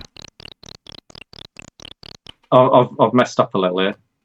It's actually like, so M is not only the one where it's got the wall and it's got like a load of butterflies, but it's also got a growing slime as well that keeps expanding. Yeah, so that one's... Oh, God, yeah, I've definitely messed up. So that one's an amoeba. So an amoeba's one that if it attaches the other ones, it'll change into crystals. And then the slimes, oh, crap. I've so messed this stage up, Taz. But I think I might have just fluked it, actually. No, I think you're doing all right. But he's coming back now. He's going to go around the top. As long as I can figure out where the exit is. Yeah, I bet it's in the bottom. I bet it's bottom right again, you know. I reckon so. Well, it seems to be a bottom right thing going on. Oh, I'm just dodging boulders here, left, right, and centre. Yeah, bottom right again. I should have ran up into that boulder and had it try and drop on me. I love that screen transition, man. It's awesome, isn't it? Just because I like, I mean, it's, you know. Can you hear that? Oh, that's the slime. Is that an amoeba or that's is that an slime? amoeba, yeah, that's the slime amoeba thing that grows, I think. Because there's one of them that doesn't do anything when you stick it in with the bad guys, I think. How many crystals are there? I've got 15? a feeling that when the amoeba touches them postage stamps, they explode into crystals. No, I think it's only the butterflies. I could be wrong though. Right. Either way, it's a creepy sound. It is. It sounds like crickets or something. Cool. Oh, jeez, what is going on with that one postage stamp? And why do we like think they're postage stamps when they don't really look? I like that we came up with little names. Oh yeah, look, it is. Yeah, so that does look like a slime. See, I think what you're supposed to do, that postage stamp, you're supposed to release the slime, like, because it keeps growing. So no. I've remembered what it is. I remembered what it is. This stage you have to suffocate it. Oh, you're right. Yeah, you're right. With rocks, right? You have to like lock it in with rocks, and then it explodes into crystals. Yeah.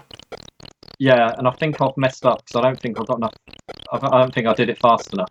Right. Yeah. It's kind of expanded too quickly. But I could be okay because. How genius is that from a mechanics point of view? That's really cool. But you're right. You do have to. You're right. You have to suffocate it. Does it explode into crystals? Yeah, once you suffocate it. If you suffocate it too soon, though, look how quick it's going. It's going mental. Yeah, so you got to be really quick. Oh my god. Okay, so at least we know which one it is now. Makes me want to do like some sort of amoeba on the game. What stage number is this one? Is this one that we can skip to? Because this one's really cool. I'm not sure actually. Yeah, so look, I've got to let that grow a little bit more, definitely. So I've got him all suffocated in on that side. You just need to sort out that other side, yeah. I think he grows really quick when you cut away all the grass. Oh, so you think he grows quicker when he's not having to eat the grass? Either that, or when he eats the grass, you just need that one on that middle bit. Yeah, there. If you go up, I wonder if there's a rock above that. Oh no. Yeah. So if you thing is, go up and drop that. No, don't do that. Yeah, you'll have to push that rock over. Thing is, right, here's the thing. So look, I'm good here because I can just open this up and it'll fall. Like eat this bit of grass and that's it. He's done. Yeah, you got enough. So that should be him suffocated. As soon as he eats the grass. The issue is, how do I get in there afterwards? That's going to be my issue. Well, you can eat down the side where those rocks are, and like they'll fall down and create a little opening where that grass is. What a weird. It's quite like. I mean, when you think. Taz, that's what the postage stamp's for. If you mess up, and you can't get away in. Yeah. Which I think I might have to do by the looks of things. Oh crap! Have I got a postage stamp that's? You got that one. Oh god. No, you might have to use the one at the bottom.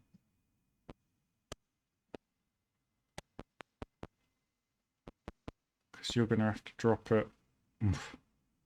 Well, you're gonna have to drop that boulder above, but you won't know. You won't. Yeah, you could do it, but you're not gonna see it. Oh, there's a few boulders though. Did I? No, I didn't. I'd wait for him to go all the way. Oh, you ain't got time. Yeah, you ain't got enough time. Oh no, he's going to No. go round. Yeah, I only got 10 Like, seconds. I'd start dropping boulders now, and yeah, just drop them all, man. One of them's going to hit him, innit? Surely. Although you're blocking yourself. Oh, they all missed him. There you go. You're in. That opened it up. What a cool mechanic. So, okay. So I need to suffocate him, but leave an entrance hole that I can push a boulder to the side. Yeah. Okay, so where is he? There he is. So the secret is not to... Yeah, so what you want to do is like stack up all the boulders on the left-hand side so that you can then, like, you know, like, yeah, just stack them. Well, I was going to say, like, leave the grass and stack them all up so that then you could cut the grass away and they'd fall down, like.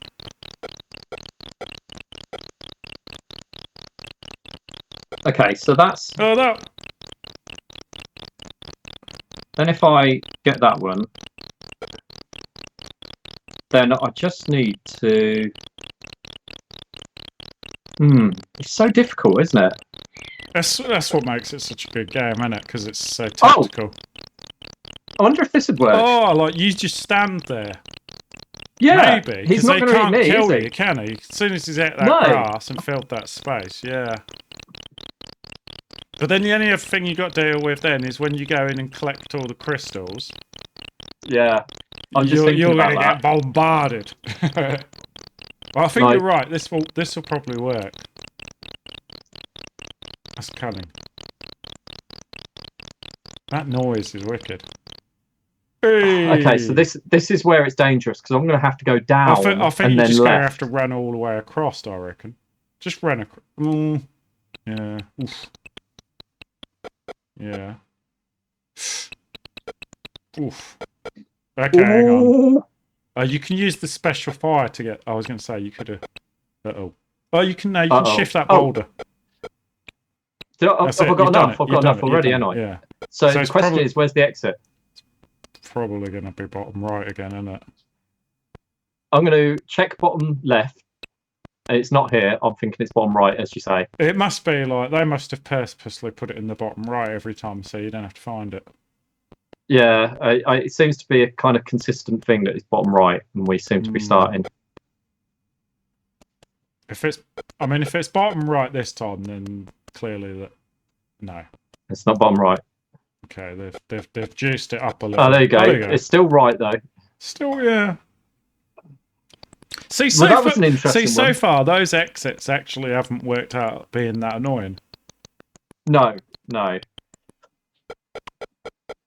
Okay, well, I have no idea on this level because I don't think I've ever done it. Well, no, probably have if we've done that previous one. This postage stamp looks like he's fairly easy to kill, so I'm gonna. Oh. It was. You were right. Yeah, that's him dead. I was just gonna say I'll get rid of him quickly.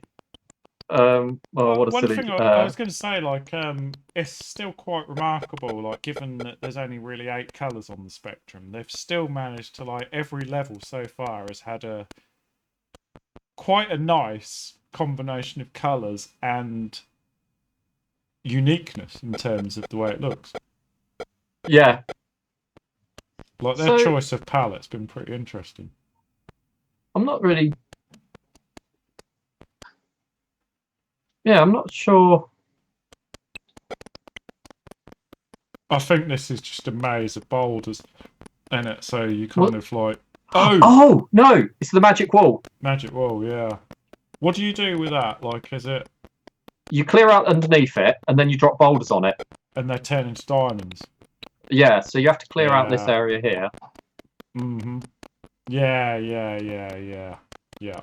And then after that... But those bits there are obviously blocked where those boulders are. That's so cool. How good's that? Oh, you only need 10 though.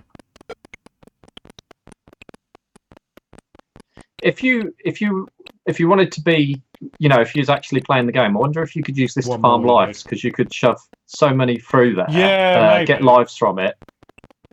run out of time and then just keep going for lives. I bet that explodey level would be good for getting lives. Oh god, yeah. See, this has got some really interesting progression in it.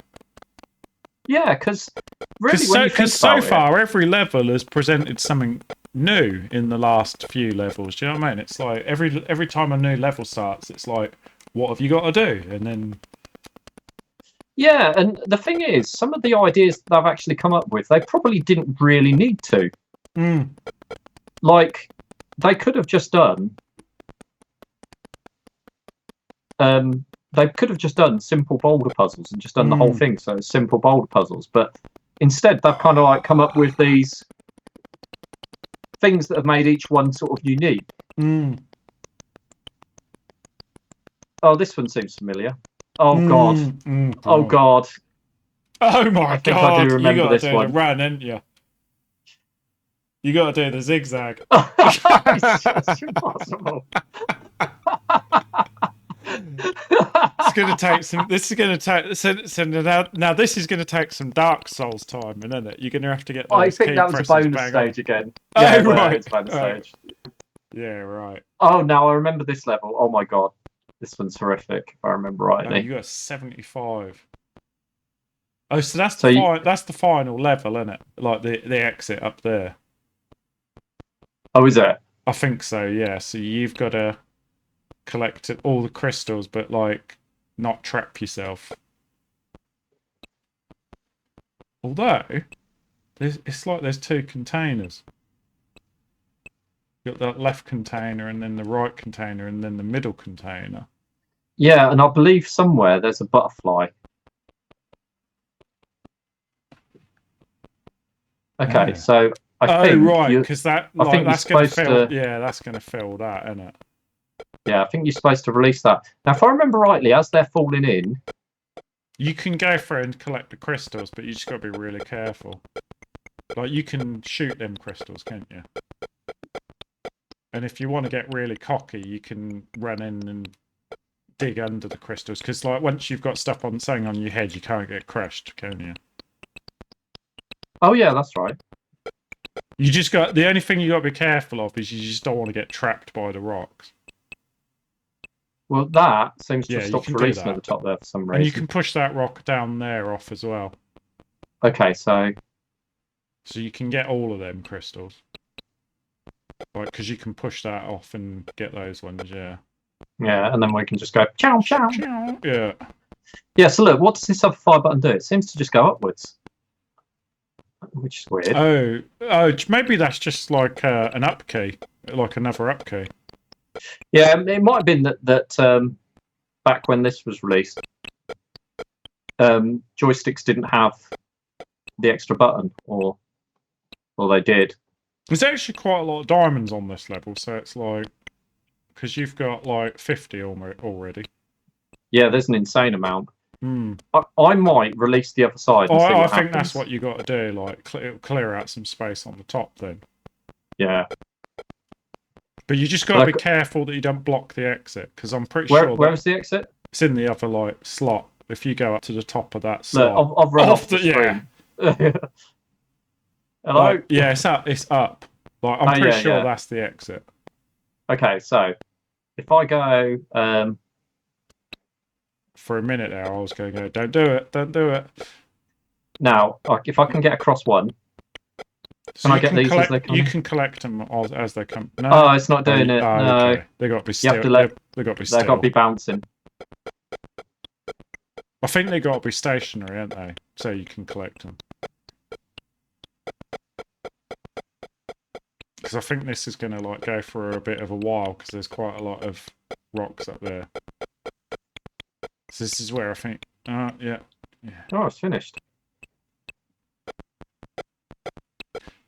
It's an interesting design. Oh, you trapped there now. Yeah, I messed that up. Okay, I think you still got like plenty of options. Oh god, I've only got a few seconds left. Oh god, no, you're done.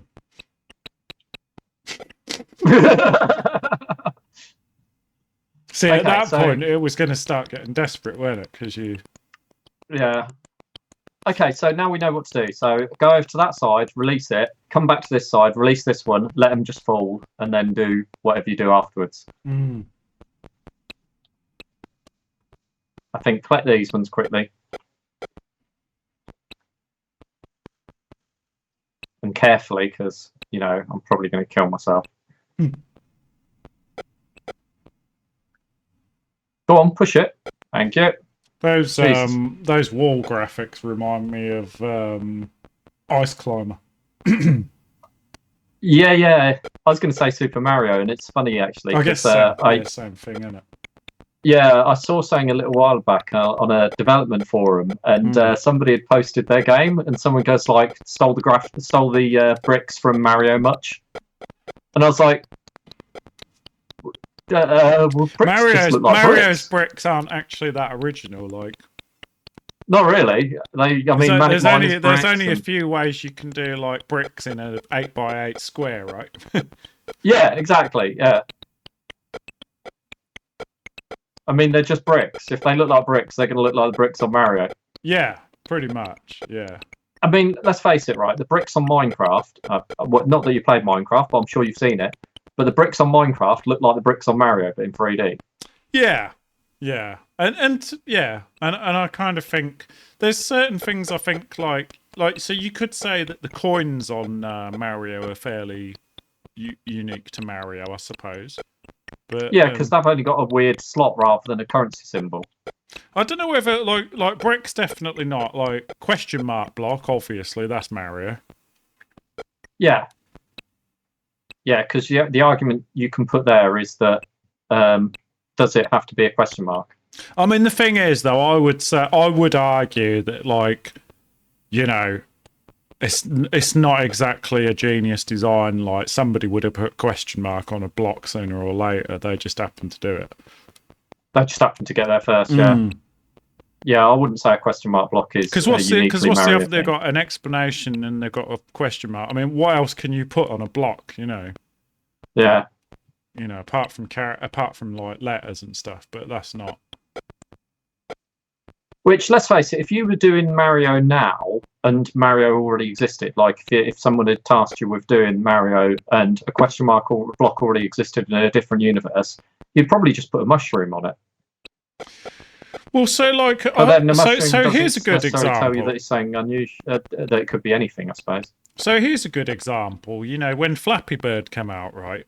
Clearly, it had very, you know, some of the graphics and stuff were like literally super similar, if not same in a certain way as Super Mario, right? But the thing is, it's like Flappy Bird had nothing to do with Super Mario, and so the graphics were irrelevant on it. It was more the gameplay and the addictive nature of like what the game was, you know, how the game was. So, you know, if somebody was to say like, oh, you know, just ripped off, oh dear. Oh, I got the right amount. I know.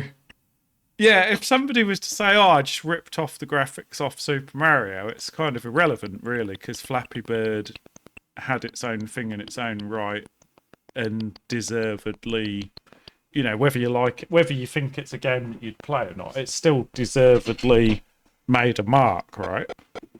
Yeah.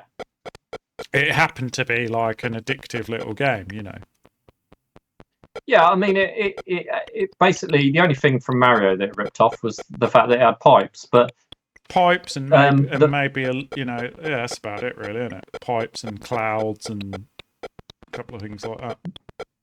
But actually, if you think about it, the pipes themselves didn't add anything to the game. They could have literally been anything. They could have been anything, yeah. And you know, it just so happened that the developer maybe weren't that great at graphics, so they went, "I'm going to use these pipes." Some free sprites from somewhere, but to be honest, it's like, you know, I don't think anybody like you say, like they could have been anything. They didn't have to be. The fact that they were kind of Mario similar-esque, I don't think had much to do with that game's success. No, definitely not. That's not to say that some games, you know, could like benefit from stuff like that. But I think in that particular case, it definitely didn't. No, I don't think there was any. Although people do get a bit weirdly protective over brands, because I don't think that, regardless, a particular person, I don't think that someone's going to go like, oh, this person's ripped off Mario, that makes me more likely to buy this game. It makes you less likely, if anything. Yeah. So I don't know whether people need to be as protective over brands as what they are. Although one of the things especially that's weird not old is, brands. yeah, one of the things that's weird is it's not always actually the brand owners that are being protective of the brands. No. It's kind of like fans. And sometimes not even fans. I don't like Mario, but you've ripped it off. You know, Yeah. is a weird thing that you'll sometimes get from people.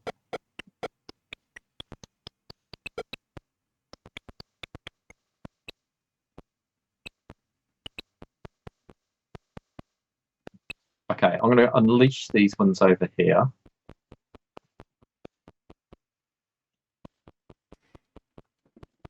I mean, you could say that like even the graphics on this like have a very Nintendo-esque feel to them, don't they? Yeah.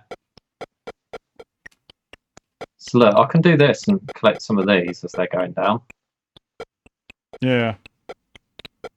Yeah, so is that, you know, like this Nintendo sort of feel, is that actually in reality just the fact that there was limited number of pixels and you can only Pretty stick much. so much? I'd say that's the case. I mean, like, this is just a cute looking game, isn't it? And the fact that, like, I mean, how many pixels are involved in that character there? Is that like, what is that, like 2 blocks of 8 probably by 8?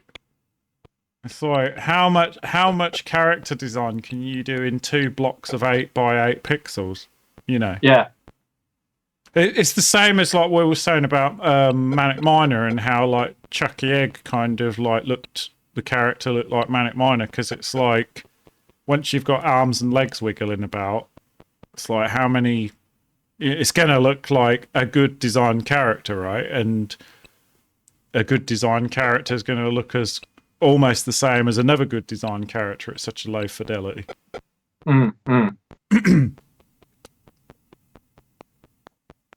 So I don't know whether I've got enough crystals left down here. Scared the jigs out of me. Oof. Yeah, you have to be careful you don't trap yourself. I think I can go along one more. You can go one, do that, collect that, and then yeah. So you need 3 more crystals, so you don't need many.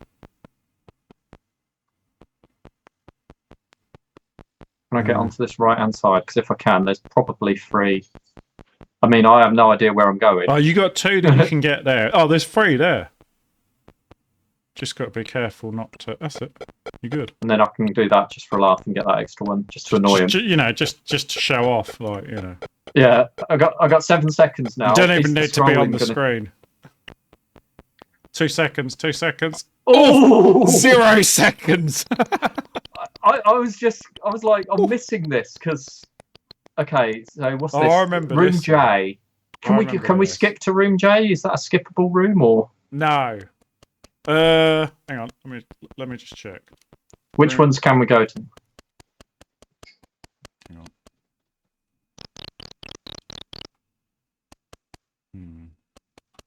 Okay, if I remember rightly, this one is the whole. You've got to get them out and then get them to run around some sort of maze that you manually create over there.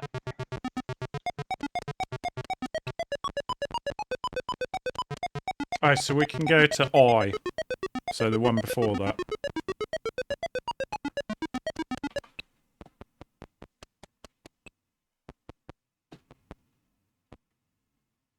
All I can say is, like, when it's my go, I know where I'm going. You're going to M. I'm going to M. Okay, here goes. Oh, what you do? Are you doing the? You're gonna have a shitload after you, aren't you? Yeah. Yeah. Oh, they all just ran past. They're all gonna come down pretty quick though, because they're gonna hit that wall and turn around. Okay, but I've got a plan. Okay, now you've got them running. You got them running around in a square now. There you go. Look, now they're just stuck on that square and they can't get out from there. Okay. So now all I've got to do is hope that when I collect these two, I can then go straight out the bottom. And I can't. Okay. Oh my god, you got to release all of them and get them going around the square. Oh gosh. Yeah. Yeah. Oh no. Oh, as soon as he goes back that way, I can go back in. Oh! Yeah, I think you're good now. Oh, jeez, I would have gone and cut. Oh, yeah, true. He can stay in there. You only have to do one, don't you? One side. Yeah, he can freaking stay in there, the little monkey. Oh god, look at that lot. Ah! Don't follow me, phew. Oh, He's no. coming back. Oh god. Sooner or later, Right. you're going to end up with a to... wall of postage stamps coming down that tube, man. I need to... Here he comes, look. Oh, he's coming around. You need to get I need to Oh, do you only something need two about more? You only need two more. And it's those... Oh! Oh! Yeah, I'll just go in that wall. Just go in that... If I had a boulder, I could have dropped it on one and created a secret entrance, but... I love how they've described it, your lives. You've got one man. Yeah. Oh, boy. Okay. It's like, look, I don't want to call it lives. What can we call it? Man? Yeah, that'll do. Oh, man. Right, I'm going to go early with this.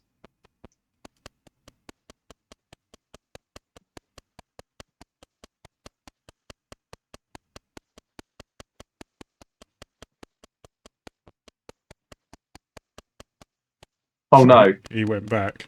It didn't work, he went back. Danger zone. So he's going to go... When he comes back in...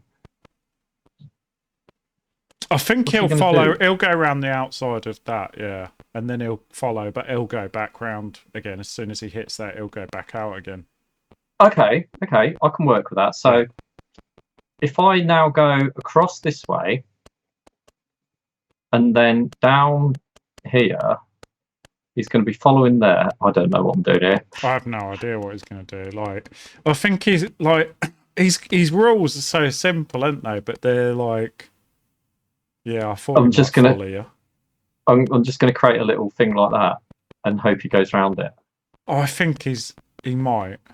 He might. Is he smart enough to come out and come after me? Yeah. Yeah. God damn it. Okay, so I'm going to go back in here then, and it's getting complicated, this, isn't it?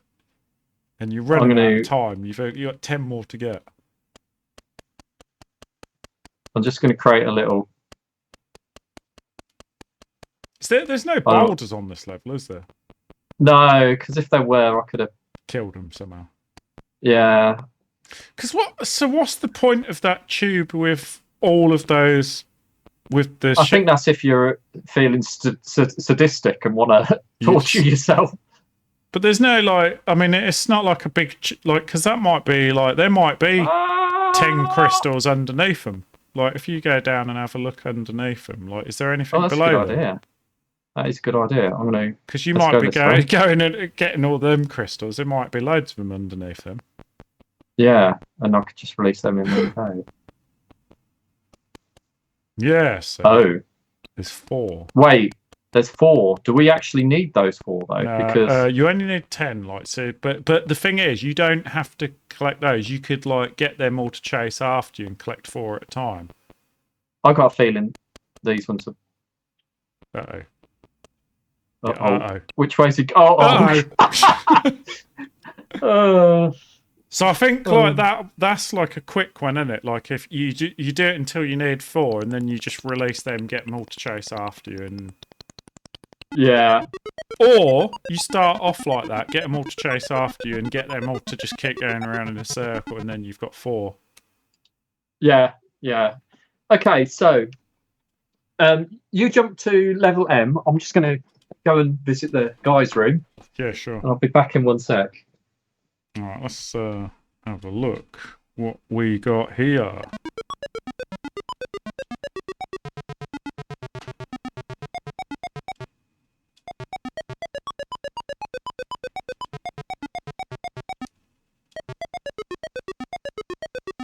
All right, here we go.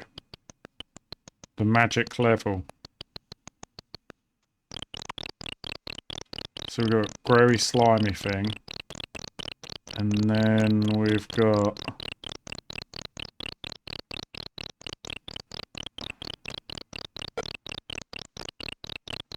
a wall down here, which has a whole bunch of these butterfly dudes. Oh my god, so so I seem to remember that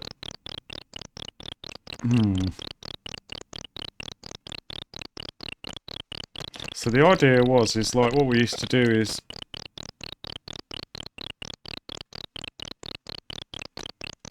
maybe get that slime. Basically what we used to do is like create this kind of sort of like hollowed out section, and then we'd just drop rocks right down the middle there and it'd destroy the walls and stuff. But I'm kind of like a bit stuck as to what to do here, Johnny boy. I'm looking forward to seeing this. I'm not sure how it's going to work, but I don't think it's going to work that good. I'm going to die pretty quick, I reckon, because I'm going to go carve, leg it. Oh god, I should have done that wrong. Oh jeez. Oh my god, that was so close to close to death o'clock. That was. Right. Are they crystallised? It didn't cascade, did it? I don't think. Oh, a little bit. Oh no, it did a little. So we could do that. I would see on your left-hand side of the screen there where they're going up and down over near those boulders. I'm going to leave that there for the minute. Block them in. Yeah, I would work something on that area. Oh, like they've already started cascade. Oh god. Oh. You've got slime growing as well there. Yeah, you could introduce them to your friend Mr. Slime. Oof. Like, you could literally just sprint left right through there. Oh shit!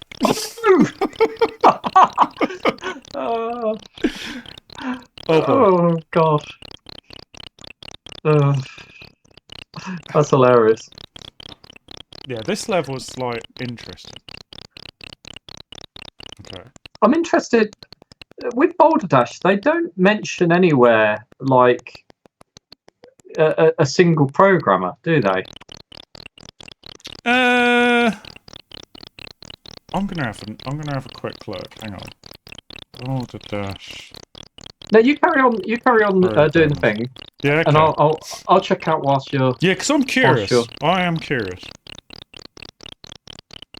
Oh, actually, one thing I will just check out. Actually, I just noticed. Like when I typed in Boulder Dash, there's a Git with all the source code. No way. Yeah, somebody's like made a Boulder Dash engine that lets you make your own Boulder Dash. Cool. So it says here that the producer was front runner. This is from Crash issue 12, January 1985, which is interesting. That this was released and it only made it into Crash issue 12. Like they'd only done 12 issues at that point. Crash was just a magazine, wasn't it, for Spectrum games? Was that right? Yeah, but 12 issues, that would have been 1 year into them doing their magazine. You see what I mean? Yeah.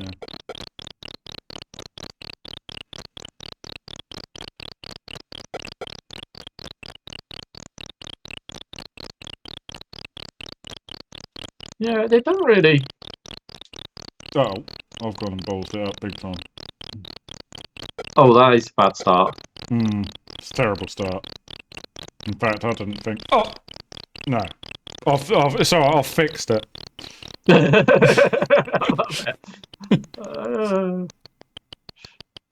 You know, like, I was so excited to play this level, and goddamn, I am ballsing it up, and I'm really not getting like, what we did like originally.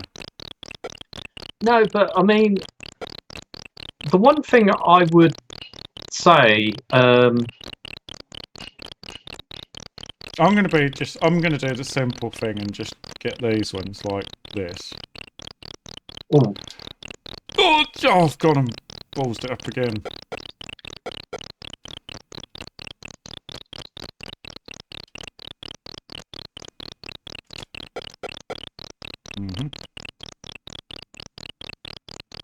Oh, hang on a minute. That's not a bad idea. Lego! so it says here, this is from the back of the box, okay? By Peter Leiper with Chris Gray and programmed by Chris Leiper, audio-visual material. I mean, it doesn't make sense. It's kind of wrapped around a little bit. That weird. sounds like Chris Groper programmed it. And the other guy maybe did audio and maybe graphics or something. Or maybe Chris Groper did graphics as well. Actually, on a note with the graphics, Peter Leiper and Chris Gray. They're the two people mentioned. So, like, I spoke to Greg from who did Where the Exploding Fist, Greg. Oh yeah. And I actually asked him about like how they did the graphics, and he told me that Where the Exploding Fist was the first game where they decided to get like a separate artist to do the graphics, and he said that he said basically the graphics on Exploding Fist were done with like Deluxe Paint, but all the games that he worked on before that, they did the graphics on graph paper. So, right. So we were right. Like, we were right in the sense that they did used to do the games on graph paper, and like it wasn't until, I mean, Way Exploded Fist was like 1985. So chances are most of these games probably done on graph paper.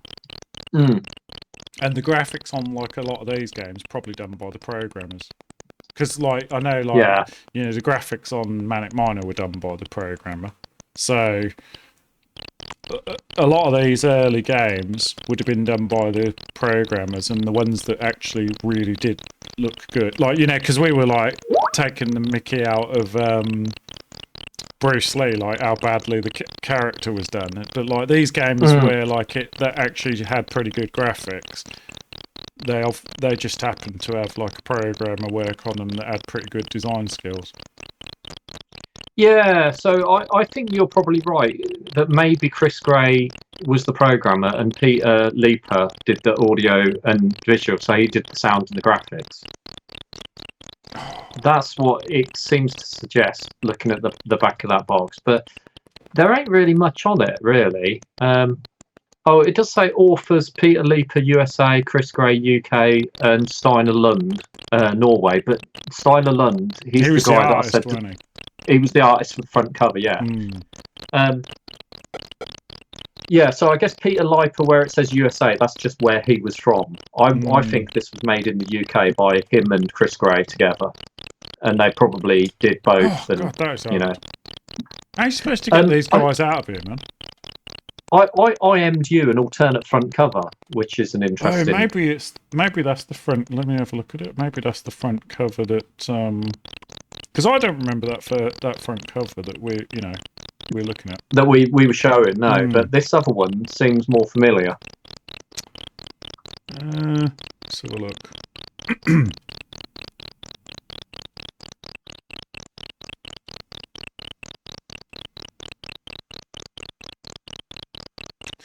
Yeah, maybe. That could be the one that I remember. Possibly. It seems a little more likely, but yeah, it's not. I guess those covers are like different regions, right? Probably different covers, different regions. Yeah, or it might be one of them was the first one and one of them was a re-release. That one that we're looking at there, that we were just looking at there, that's the re-release. The other one is the original software version. Oh, I think I know what you got to do on this level now. I think you got to drill underneath. Like so. And then that creates like a bit of space to be able to you to be able to release them.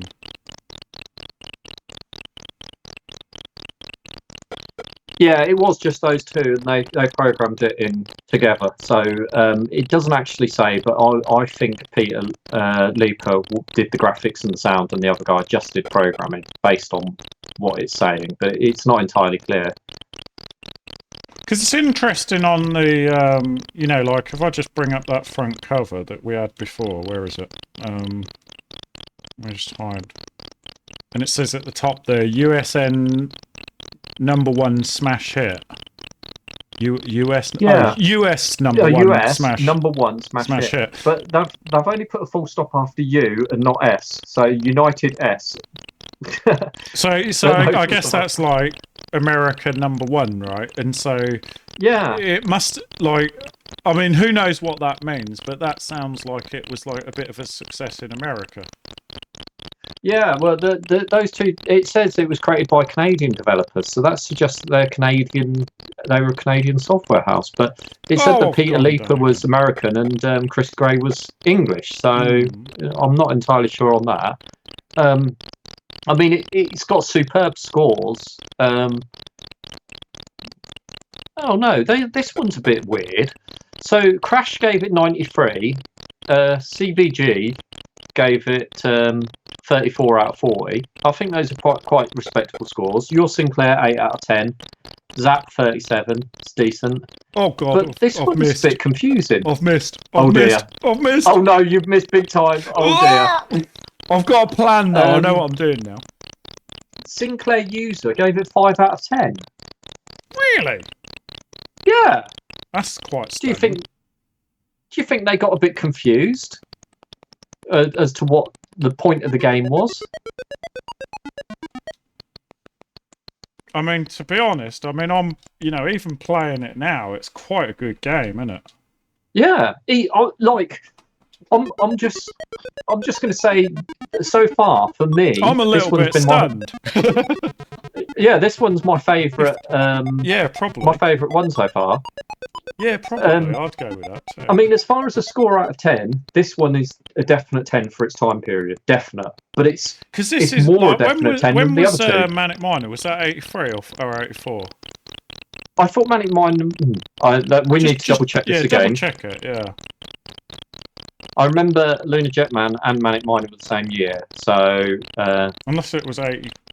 couldn't have been 82, that's way... 83. 83, okay. Yeah, so 83. So this is only, this is not long after Manic Miner, and I guess, back in those days, things moved fairly quick, but...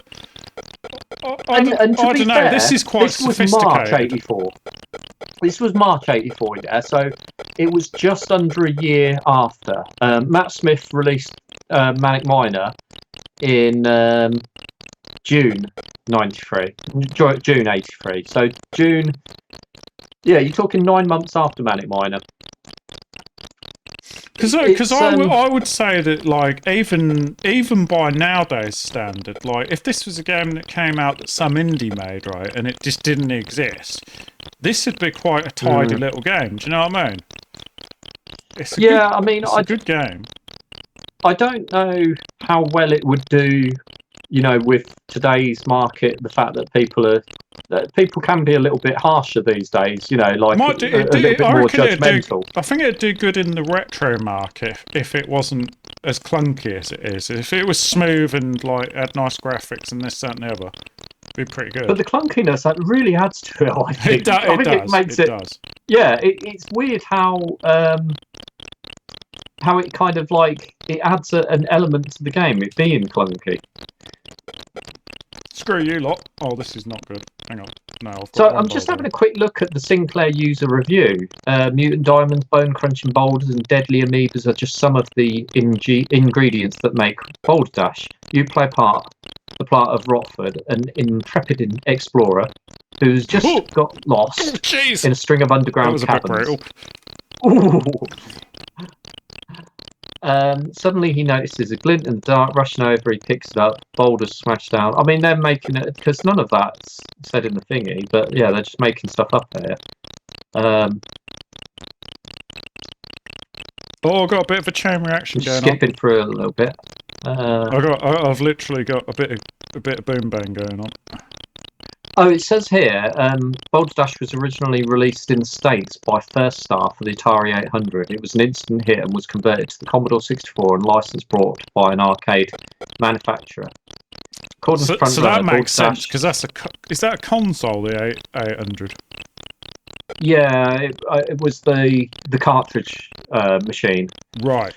Boulder Dash has been described as one of the finest examples of Spectrum programming ever.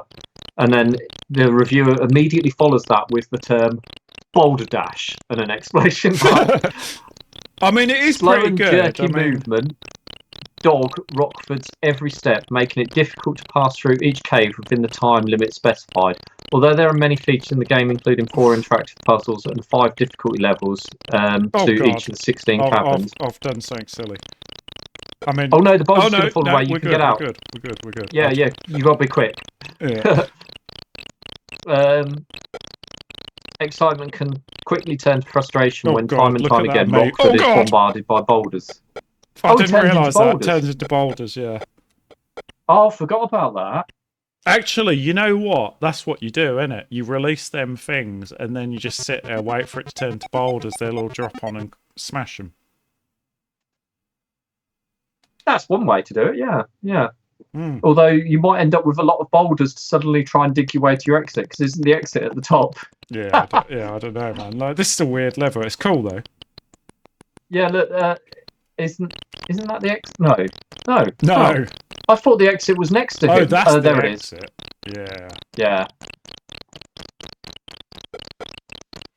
I mean, to be fair, like, even playing it, it's like, you know, I mean, we've still got a fair old few games to go to kind of like work out which ones are amazing and stuff. But like, you know, clearly Manic Miner was a really good bit of programming, really well thought out, really well designed, this, that, and the other. But like, you know, playing this, I kind of feel like, you know, this is definitely a step above even that, because it's just got so much going on. Yeah, there's so many mechanics and so much like variety in what you can do on it.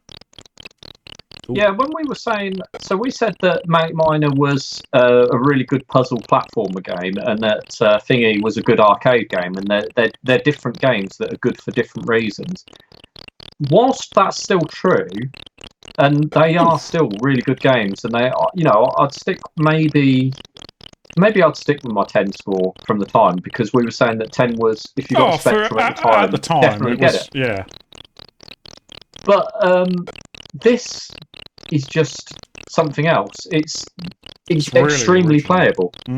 Yeah, really original, extremely playable. And like you say, if you were to release this now and take away some of the kind of like,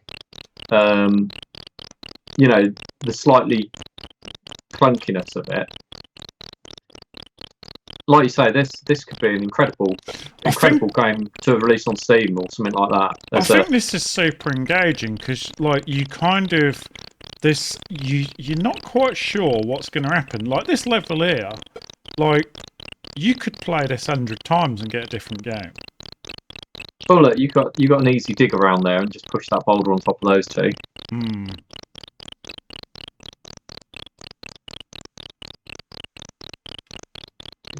But yeah, I mean, is it like, if this game was modernised, would it be as good? Don't know. Yeah, not sure. I don't see why modernising it shouldn't take anything away from it. It's just the fact that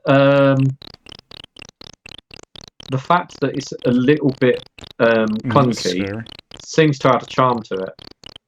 Yeah, it might. It definitely might. And if you take that charm away, oh, for God's sake, look at that little one down there. Sneaky little. one of the things that's interesting about these guys is that sometimes dropping stuff on them is a bit of a pain because they explode and swallow the squares either side. If they catch you in that swallowing, you die as well, kind of thing. And it's It's easy to get caught out. Definitely.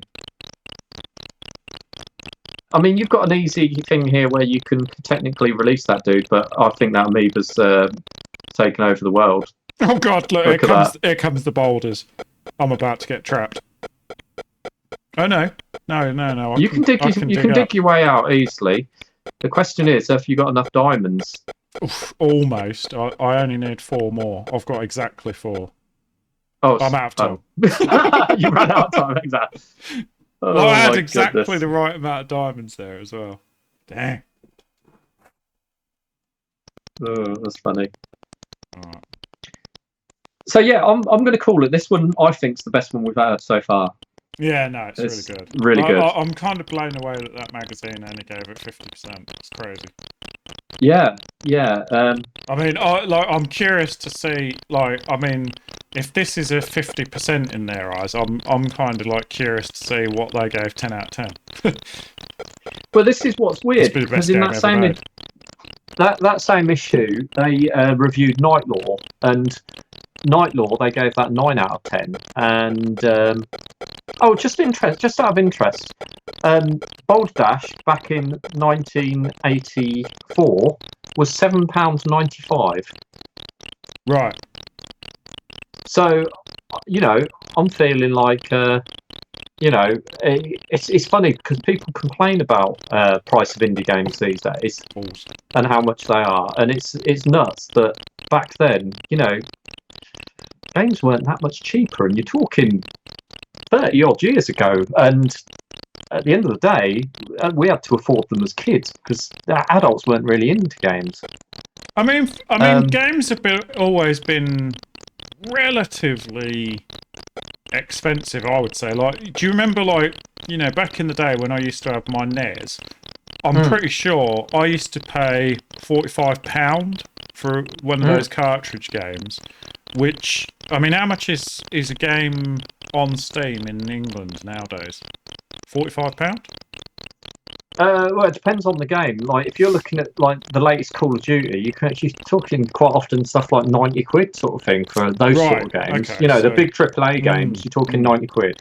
Indie games, between 20 and £40. Depends on the indie game. If it's like a sort of, if it's a recreation of something like this, you'd expect to pay £3 for it or something. Yeah. So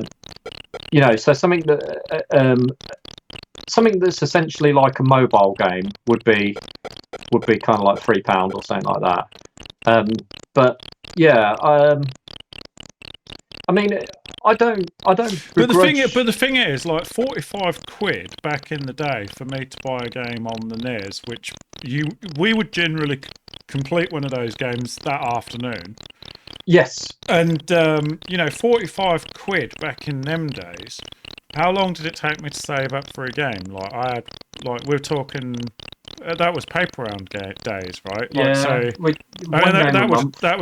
One game a month you could buy. So that was 45 quid back in nowadays is probably back in, because you're talking, that's 30 years ago, right? So compared to a game that costs 80 quid nowadays, the 45 quid game 30 years ago, probably the equivalent of 150 quid, right? Yeah. It's quite an expensive and the thing is that would be the game. It would be 40 quid, you get the game, and it's what it is. If there's bugs in it or anything like that, it is what it is. And there were games with bugs in them. And you didn't get any updates, you didn't get any extra add-ons. I mean, I remember certain games had show-stopping bugs where they'd just crash halfway through, and that's it. It'd be crashed, you'd turn off, turn on again, but it was what it was. This has all gone really bad. And I'm just going to go like that and leg it. Oh, fuck. Oh, my God. Oh, my God. I don't know what's going on. Oh, God. But yeah, Night Law, they gave 9 out of 10, priced at $9.95 like Night Law was when that was released. And I mean, don't get me wrong, Night Law, the graphics, really cool and everything like that. But and it was all right game, but I do remember it being a bit frustrating at times because the mechanics in it were a little bit, it moved well and stuff like that. It'd be interesting when we revisit that one. Go on then, let me have a try at this level M and see how I get on with it. Yeah, I'm not sure with Nightlaw. I think the big draw card with Nightlaw, like I say, we're going to have to play it. But I think the main draw card with Nightlaw was that it was 3D, right? It was like isometric. And there was nothing like that. It was like graphically, it was like, oh wow, this is all completely new because everything was like this, flat 2D. Yeah, I mean, they invented that style, didn't they? Pretty much Ultimate. And then you had things like Batman and Head Over Heels, and there was some polished versions of that game. But ultimately, they were the ones that came up with that isometric look. Yeah, and I think no matter how you look at it, you cannot criticise those. Yeah, it's clever, right? Mm. You cannot criticise Nightlaw's graphics in any way. They're fantastic for the time. Yeah. But I will say a lot of those games, they didn't necessarily shine on the playability front. I'm not saying that they weren't smooth or anything like that. No, but they had really good graphics. They had really good sound. But and I think they started to get like a bit of platforming going on, some cunning platforming. Look at this. But I don't remember them being still to this day, one of the games that I'm really looking forward to playing the most is Attic Attack. Yes. Because I just remember Attic Attack being one of the most playable games ever. At the time. Wow, you really did that good. Attic Attack was like a sort of arcade, I guess, like an early Gauntlet kind of thing. Yeah, kind of. But it had its own. It was unique to the Spectrum, wasn't it? It was just a unique game. But the thing is, it's like in a lot of ways, it was as good as something like Gauntlet in a different way. But simple game. But there was another game that as well that I can't remember the name of it. Maybe you can. Do you remember the name of the game where you were walking? You had this fairly big character, and you were kind of like climbing up ropes, and there was mummies chasing after you and bats chasing after you. It had really kind of cool big graphics, and it was like you were like an Indiana Jones type explorer. That kind of sounds familiar, but I can't quite picture it. Mm. So this level, I always remember this level. There's two kind of like strategies that you can do on this level. You can either dig all this area out. We were always trying to blow a hole in the wall, weren't we? That was our favourite thing to do: blow a hole in the wall. And you basically got to drop the rocks so when they hit the butterfly's near the wall, and then it blows a hole in the wall, doesn't it? Yeah, and so you got a couple of options. You can either lead them up to the amoeba, which is the easy way. When they touch the amoeba, they just get destroyed, do they? Yeah. So to do that, you just dig around like this, and chop that square out. Yeah. And then as soon as I move one on from there, that's it. They're out. Yeah. So that's option one.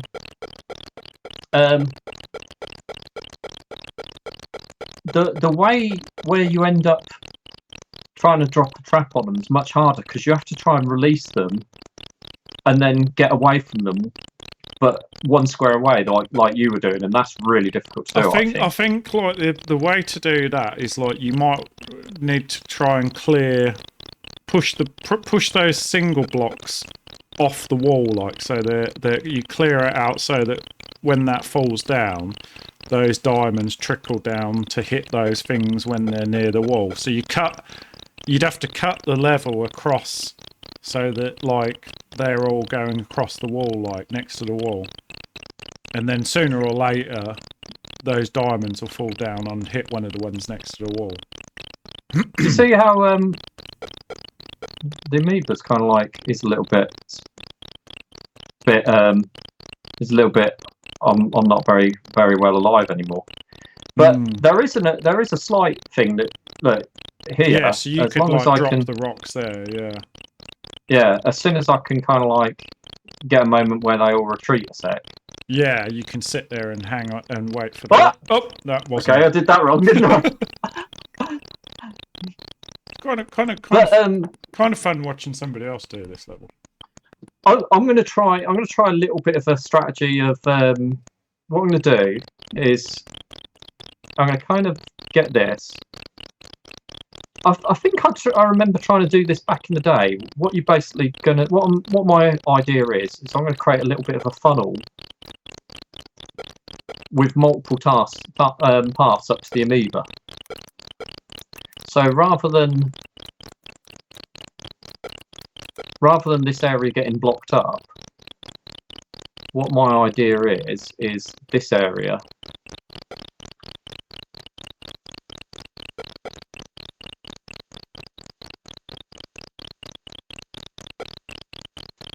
There you go. That's wide enough now that once they go up there, it should really screw them up.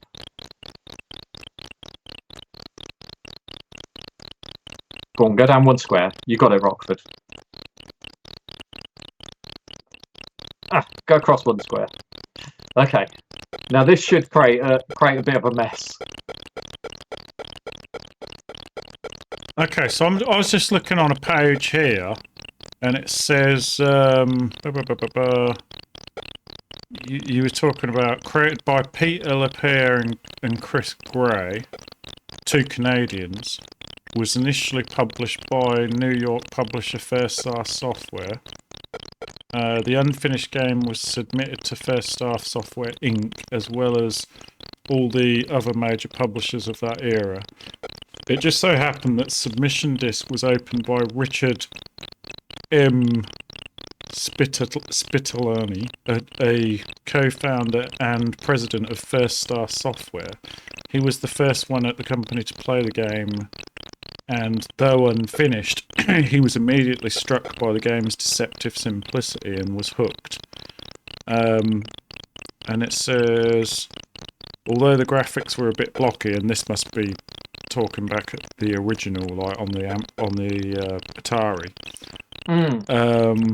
The caves were easy to navigate due to excellent joystick controls, and they ramped up in difficulty at just the right pace. This is in 1983. And then it says, on October 28, 1983, First Star Software purchased all the rights to Boulder Dash intellectual property in return for an advance against ongoing royalty participation by Peter and Chris. So it sounds like Peter and Chris, it was their baby. They kind of made the game and then sold the rights to First Star. Oh, I got myself crushed. So yeah, I did a reasonable job there, but that amoeba is still getting way out of control. Yeah, it's gone crazy. Yeah. How did it slow down before? Maybe it was just a little bit suffocated by the grass and. I got those bad guys up to it very fast before was the thing. So it it kind of like, struggling to keep ahead. Well, so yeah, I mean that's Boulder Dash. It is Boulder Dash. I think we've explored it pretty decently, haven't we? Yeah. And I personally, I think it's a fantastic game. Yeah. No, it's great. There's so much good about it.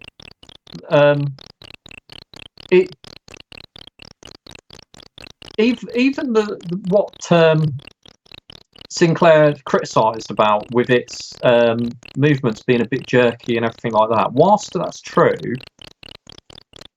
they don't actually deter that much from the gameplay. It's kind of like it's still a very playable game. You kind of get used to the sort of weird jerkiness of the overall game, don't you? Mm. So this is my second theory, Taz, right? So I'll come over here. I've got those guys all over there. And then what I'm going to do... Oh.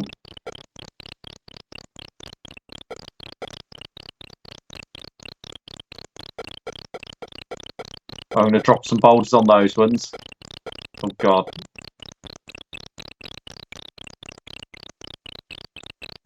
And then look, I can create little area. Oh, look at that one! I've spazzed him out.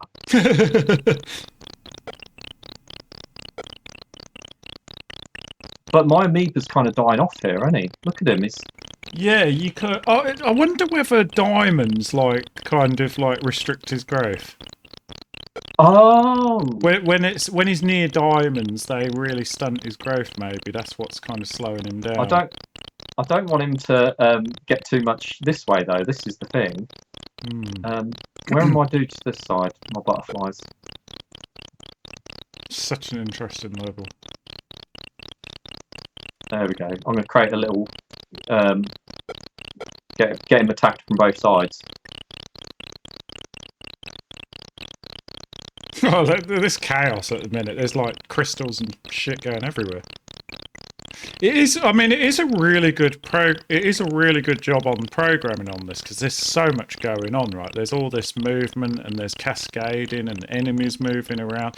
I mean, you think back to think about what was happening on Manic Miner. You had I think there was something maybe 6 or 7 baddies moving at a time, and even thinking back to Jetpack, I think didn't we count 6 baddies on the screen at the same time? And I know technically they're smoother, but this has got hundreds. And it's got scrolling, you know. Yeah, it's an interesting thing. It's they've done really well with the limitations, obviously it's jerky in certain ways, but the way they've pulled it off, considering the limitations of the time, is crazy. I thought he was going to go the other way, and then he pulled the old Uno reverse. But yeah, so I think the fact that every character moves one square at a time on this is what made that all possible, isn't it? You know what? Similar technique to... do you remember... they used to do that on Gauntlet, didn't they? When they had hundreds of ghosts. Yeah. The ghosts wouldn't all just be moving pixel perfect. They'd all kind of step in... similar to this, right? They'd cascade kind of through. And I think it's kind of an early example of the sort of thing that they do on a lot of, a game like GTA. They don't have thousands of people walking around. They stagger the processing, right? They're not going to waste the processing in that way. And this is an early example of the way they're doing that, but obviously on a complete peanut of a machine. And so, it's a different scale, of course, but... essentially, they're doing some really clever scheduling of moving characters, sharing the movement, right, across frames. Yeah, and I think what's interesting about it is that I guess to a certain extent you've basically got some simple elements here, right? Nice. You've got the boulders. All they do is go, is there a boulder beneath me? Is there a wall beneath me? If so, I'm going to fall down. And once you've done that bit of logic for one boulder, that's it. You've got that logic for every boulder on the screen. And so within the game, there's actually maybe 5 different elements that have got that's what that guy was saying. It's very the simplicity of it, but it's deceptive because that simplicity ends up adding into, because technically you could have a whole screen of boulders that all falling about all over the place, right? Yeah. And so it kind of even though it's very simple mechanics, simple programming, really simple rules, and even the enemies moving really simply, when you stack it all up at different layers of gameplay, it's just crazy, right? There's just chaos going on. I buggered that up because these bad guys were supposed to come up this side. and they didn't. They came up the other side. They're gonna hit that. They're gonna hit the amoeba in a sec, though. Here they They go. are, yeah. And then look, I've created myself a nice little. Oh, I was going to say a little collection chute, which was one of our other ideas in back in the day, was to get the amoebas, killing them, and then you just have a little collection chute where you collect diamonds. Like, I mean, this is a good example of a game, though. Like, I've said it a few times, but it's a good example. Like, it doesn't matter how many times you play this level, it's almost impossible to get the same outcome. It's like there's so many different ways, like that you can, and I think it's partly to do with the way the character moves. You can't precisely do it exactly the same every time. It's like it's a little bit. It's got that little bit of clunk, right? And so it makes you make little mistakes that make you do things slightly differently each time. But because you got this cascading effect of all of the different mechanics working in harmony together, you end up getting this wild outcomes that like. But you can actually calculate those wild outcomes, so it's kind of it's quite a clever game, I reckon. The one thing that I always thought about this game, I even thought this when I was younger, is one of the things that really works well on this game is because of this one level, it's almost like you've got a genius game just in this one stage. Oh yeah, because we used to play this one stage for weeks, right? And just like over and over. This one stage is so good. Yeah. And that's what's interesting, because when we were talking about, whether or not it'd do any good as a Steam game, imagine if all you did was make this one level and you're just like, yeah, that's the game. Well, take for example, have you seen the game? I can't remember what it's called. It's got an unusual name, but basically you've got like this guy and he's just like a torso, and he's got a hammer. And the controls are, I can't remember it's got really weird controls. Like, I think you spin the mouse around to spin the hammer.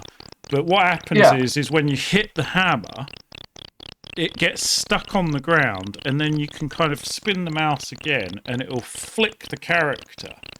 And the whole point of the game is like you've got to climb this kind of elaborately tall level just by flicking this guy's hammer, and the controls are really clunky. But it's quite a hard game. But it's become this kind of really, really popular game for speedrunning. And so it's this really unusual game. It's hard, and so there's people that have competed and done world records on this game where they've been shaving off a second here or whatever, and most people wouldn't even get through this level, and most people it might take them 10 minutes to get to the top of this thing if they took their time, and then people are speedrunning it and do it in under a minute, stuff like that. And so I think when it comes to unusual indie games, like it's really surprising what kind of games become super popular and for what and why they become popular. Yeah, I think, and interestingly, the world has introduced, with streaming and stuff like that, a different sort of type of popularity within games, where games kind of get popular not necessarily because they're fun to play, but because they're entertaining to watch other people play or something, So the game I was talking about before is like mega famous, super popular game. It's called Getting Over It. And you've basically got a guy who's like, it's basically torso of a guy. He's got no legs. His body's sitting in a cauldron, and you've got a hammer, and you've just got to flick yourself up the level. And it's kind of, when you first see it, you're like, why? Right?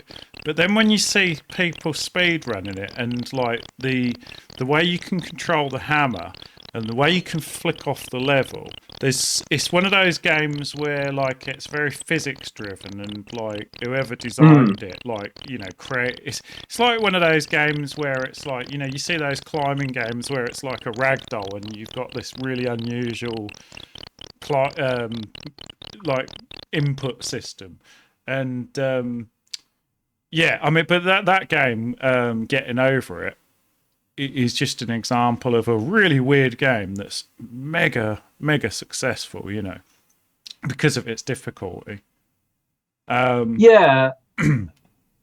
It's one thing, actually. One thing, like, I just had a look. I've never seen it before. Actually, that's interesting. It's an interesting game, like really interesting mechanics. But like, I was just gonna show you on stream. Like, I kind of hunted down. Check this out. So, you know, we've been playing the Spectrum version. I just wanted to share a screenshot of the Commodore version. That's the Commodore version. Oh wow! And so, you know, surprisingly, compared to the Spectrum version, like, it's nowhere near as visually appealing because the color palette on the Spectrum version is crazy good compared to that. Yeah. Although I don't dislike that. That looks pretty cool. I don't dislike still. that either, but it kind of almost looks like an Amstrad game, doesn't it? What's the Amstrad version look like then? I'll have a look. Hang on. Let's have a look. Just out of interest, Cave M only goes up to level 3. Oh, okay. There's only 3 varieties of it. But I guess that's the 16 levels, right? I think the 16 levels there's probably a couple of levels after M. So you probably, I reckon there's 3 levels after M. I'm guessing, because I think that basically you got A, and then it's B, C, D, and then the one that you can skip to is E. So I'm thinking it's the same thing. So I'm thinking it's NOP. Amstrad. There had to be an Amstrad Boulder Dash. Yeah, there is an Amstrad Boulder Dash. It has got some. It's got some of the Spectrum color palettes. Like, doesn't look bad actually. I'm just trying to pick one of these ones. Hang on, what's this? Oh, welcome to Boulder Dash with 500 new levels. Some release. Not bad actually. Hang on, let me see if I can just. Let me just put this one up.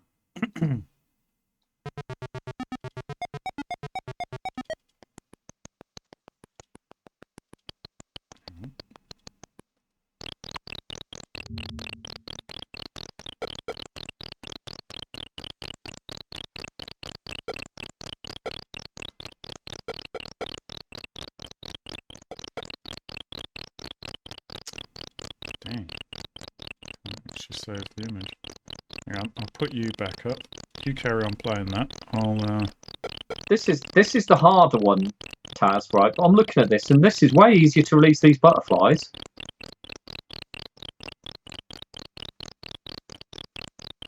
Oh right. And I got like a trap preset up there. Yeah, you just go straight up beyond these boulders.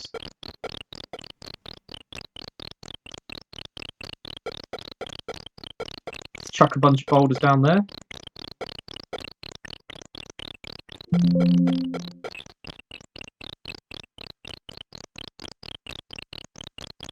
And then let's chuck these guys all the way back up to the amoeba. See if there's the Commodore. I'm going to see if the Commodore's got any more colourful levels. Yeah, no, actually, surprisingly, the Commodore one is relatively drab compared to the Amstrad and Spectrum one. Yeah, I imagine the Amstrad one would basically be colour-wise similar to the Spectrum, and it is actually quite different. Like, so if you just like check this one out, this is the Amstrad one. I'll just overlay it on the one you're playing there. You know, that's the Amstrad one. That looks quite decent, doesn't it? It does. Basically the same, but it does. But I must say, I think in this instance, I think the Spectrum one actually looks probably the best. Strangely, yeah, enough. just because of the simplicity of it. Mm. I mean, there's an argument to say that the Amstrad one's got better graphics there because it's got more extra variety. details and more variety. But I don't know whether that actually makes it better. It just makes it. No, and generally, I think like it was rare that the Spectrum like had the better graphics out of the three. To be fair, and like I just think sometimes, like I suppose in a lot of ways, some of the times the Spectrum either looked better was because the game just lended itself to simplicity, right? Yeah, or is it possible that or the other ones just weren't done as good as the Spectrum in that circumstance sometimes? Or could it also be that because the people making it aren't graphics designers, they're programmers, the limitations of the Spectrum made it easier for them to go, well, this is the best I can do. We've had that conversation before, haven't we, where it's like if you've got a choice of 2 colours and if you've got a choice of say 8 colours, then all of a sudden like you're much more likely to balls it up, aren't you? Whereas if your character is just going to be white on a black background, then the restriction of that is kind of run out of time. Oh yeah, the version 3 one's kind of quite difficult. I was going to say, that's interesting. When you run out of time there, everything's sped up. I guess like it's started wiggling faster. I guess they turned off the engine that kind of like moves the cascades everything. Yeah. Yeah. So then they're just animating on the spot. So yeah. So that's interesting. So the decision-making side of it. I wonder whether or not they actually cached any of the decision-making, like predetermined, like some of the logical decisions based on what type of square they were next to speed it up, or didn't think about that sort of stuff back then. I mean, it's easy to look at a game like this, and because it's kind of got like a bit of sort of what you'd consider jank scrolling, you might think you can easily kind of go, oh, maybe they weren't super optimized on the programming, like maybe they took shortcuts and that. But I think the thing is, to get it to run like that, it probably had to be optimized like you wouldn't believe compared to a nowadays game. Like that's probably super optimized, really lean machine code. It's just doing a lot on a really, really, really low-powered like CPU, right? Because I mean, the Z80 is not even as powerful as any phone nowadays. Not even close. Nowhere near. No. It'd be 100 times, 1,000 times less powerful than an iPhone. Yeah. Probably 1,000 times less powerful. And so, no dedicated graphics card. Everything's done on the one chip. Sound, graphics, everything. And that chip is nowhere near as good as a mobile phone chip. Yeah. It's funny, isn't it, how powerful like mobile phones are, for what they do, for what they're really for. And they're insanely powerful compared to a computer that we used to use for playing games back in the day, primarily, and doing computational stuff. Yeah. Well, I mean, some of the, I think that's some of the reason that, like, anybody who remembers, like, computer games and that back in the day, like, that's kind of why we still marvel at it, because it's like, we know what was, having, like, did machine code and stuff back then, like, we know how hard it would be to do something like this, And so... Oh, yeah. And so you just still marvel at the fact that you could even do, like, I mean, people just don't even realise, it's like, if this game's written in 20k, 20k is nuts amount of nothing in terms of, I mean, what does 20, how could you even describe 20k nowadays? 20k wouldn't even be, 20k would be maybe 1/10 of the display graphics on your mobile? Yeah. That would be 20k of memory, and yet somebody's fit a whole game. I always think of it like this. Yeah, I done a 4-second GIF of my game the other day, a resolution of 640 by 360. Yeah, 4-second GIF, 5 meg. Yeah, right. 5 meg. So that's like 20 times bigger than this game. Yeah, and this has got sound, 20 graphics. No, not 20 times. No, hang on. No, 100 times. 100 times bigger than 20k would be 2. Yeah, 200 times bigger. Yeah. So that's for what was it? A 4-second GIF. A 4-second GIF. So yeah, a 4-second with only 256 colours as well. 4-second GIF, and it was 200 times more bigger than this in terms of memory. And this has got graphics, sound, gameplay, everything, and keep you playing for hours and days, or weeks, you know. But what makes it even more crazy when you start thinking about it like that is the fact that that is a 4-second GIF that just plays. It just does its thing. It does nothing. It doesn't really do anything. Yeah, it's not dynamic. It's not doing anything special. Now, if you extend this up and go, forget the 20k, yeah, and start thinking of the 48k, right? Then suddenly you've got a whole operating system in there that you can use to actually make games. Yeah. And that's when things start getting a bit nuts, and it's a bit stupid. But that's just what we're used to, right? Like, you know, when we moved to Commodore Amiga, you know, all of a sudden, like, how much you got? Like 512k, didn't you? Yeah. And so, and then you had a disc. And that seemed insane. And then you had a disc, and I think those discs were like 500k, and then I think you could get a HD version of the disc that was 1400k or something like that. It was 720k, something like that on a disc. Yeah.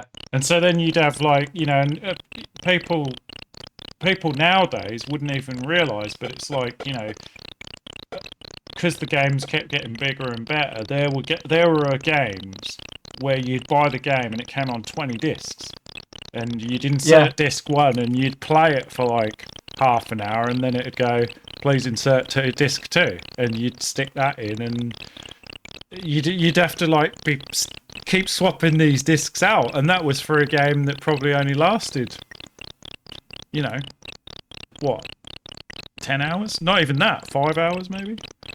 I always thought that the Spectrum was nuts when you had to insert a second tape.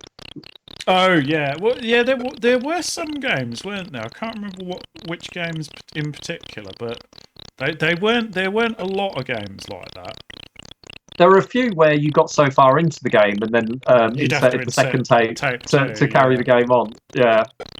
I can almost guarantee when we get to Street Fighter... I was going to say, that looks dangerous.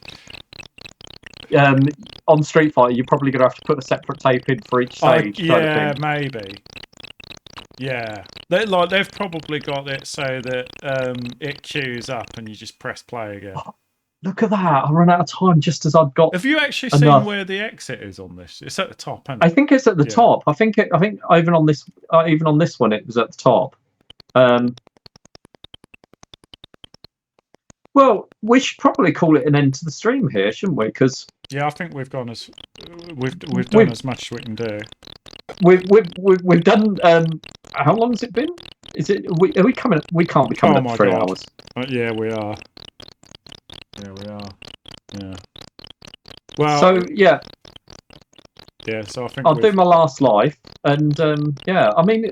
I'll tell you what, though, like you said, though, like I think it's the best one we've played so far, isn't it? And it's like, and I was pretty excited. By a long shot, yeah. I was kind of really excited to see what this was like, and it actually did live up to my expectations. So.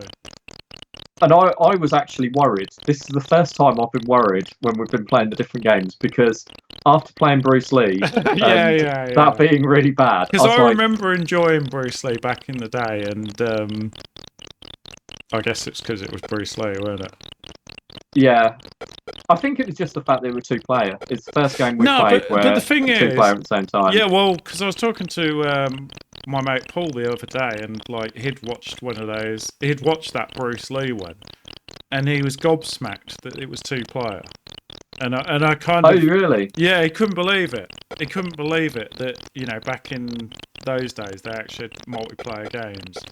because he does multiplayer, he does a bit of multiplayer programming for a living, and so like he's fascinated by multiplayer. But you know, I explained to him how like you know, we weren't playing it how it was intended to play. The idea was that you're supposed to be the bad guy, and you're supposed to beat Bruce Lee up. Yeah. And like, you know, when you kind of think about it like that, it's not as cool a thing, right? Because it's like it's a bit kind of lame in a way, because you can only play each other on one screen at a time, kind of thing. It's a bit lame. Yeah. But the way we played it made it kind of, you know, mate was like, I can't believe you could play co-op on this game. And it's like, yeah, well, technically not. We're just weird. But the thing is, like, you know, doing these side-by-side comparisons, if you compare what we had in Bruce Lee to what the heck is going on in this game. Oh, it's crazy. I mean, so let me just screen wipe. When was Bruce Lee as well? Was that Bruce? Same year? Look, 94, 84. Yeah, but I think it might have been later in 84. So this was, I said March 84, didn't I? And I'm pretty sure that Bruce Lee was later the same year. Boulder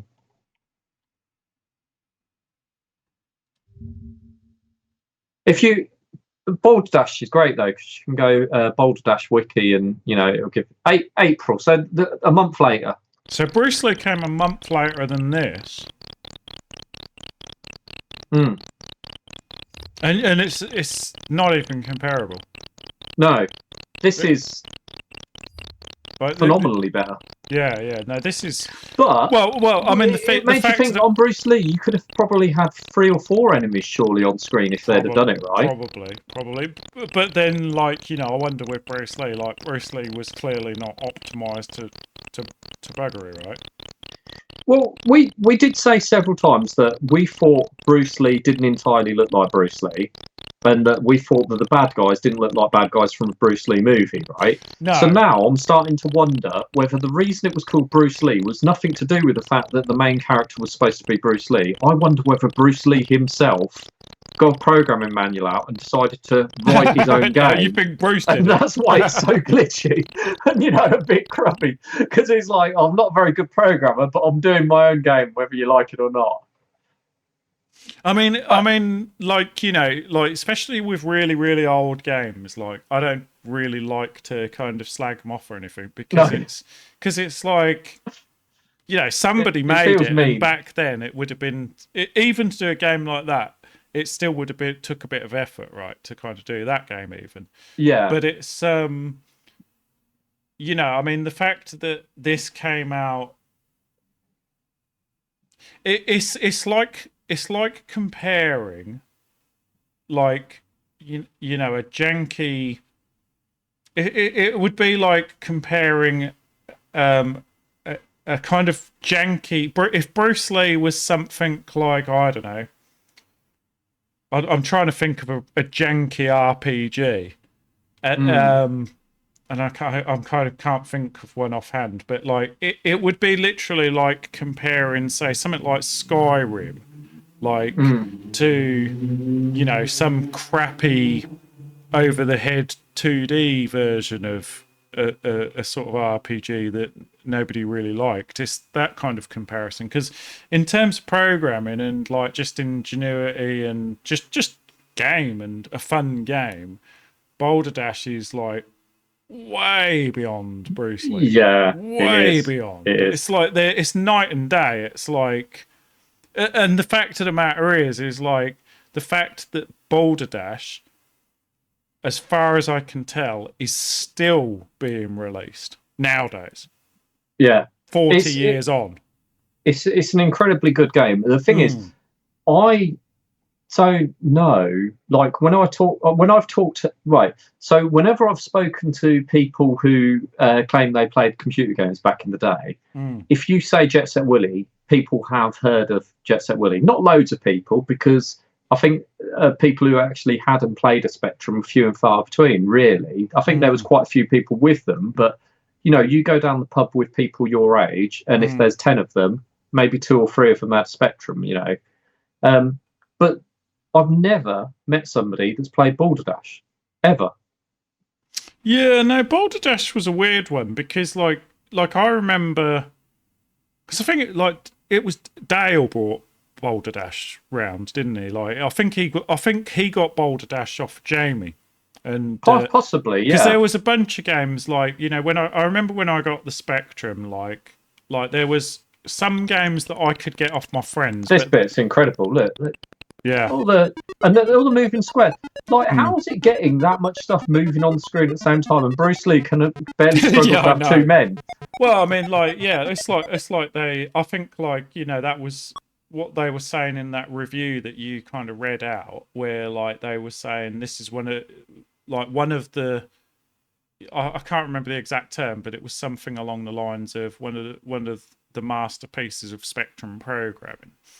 And I don't think that's not like an exaggeration, like to kind of make that game on that hardware, do all that stuff, have scrolling, this, that, and the other. That was really pushing what Spectrum could do. Because even like, you know, by the time you get up into the 1987, where you had things like Exelon and stuff like that, even though those games were pretty flashy graphic, they still didn't have scrolling.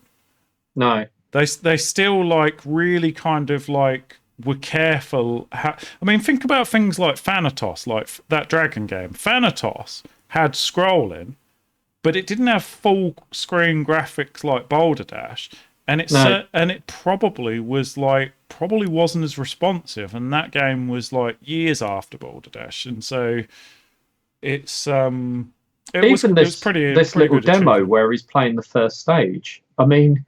The amount of memory that he'd have had to have dedicated to recording this little sequence of, you know, movements and timing is quite nuts. Probably not a lot. It probably wasn't a lot, but like still, I mean, it probably would have been a few K. Because you got the timing of when the movements are changing. I mean, maybe not. Maybe it's just not as like much as you think. Like, because you wait 5 frames, walk this way. Wait 10 frames, walk this way. You think right, like that. Let's say that was, I don't know, like 50 key presses, right? Hey, look, it says on the front page, Taz, who made it by Peter Leaper and Chris Gray.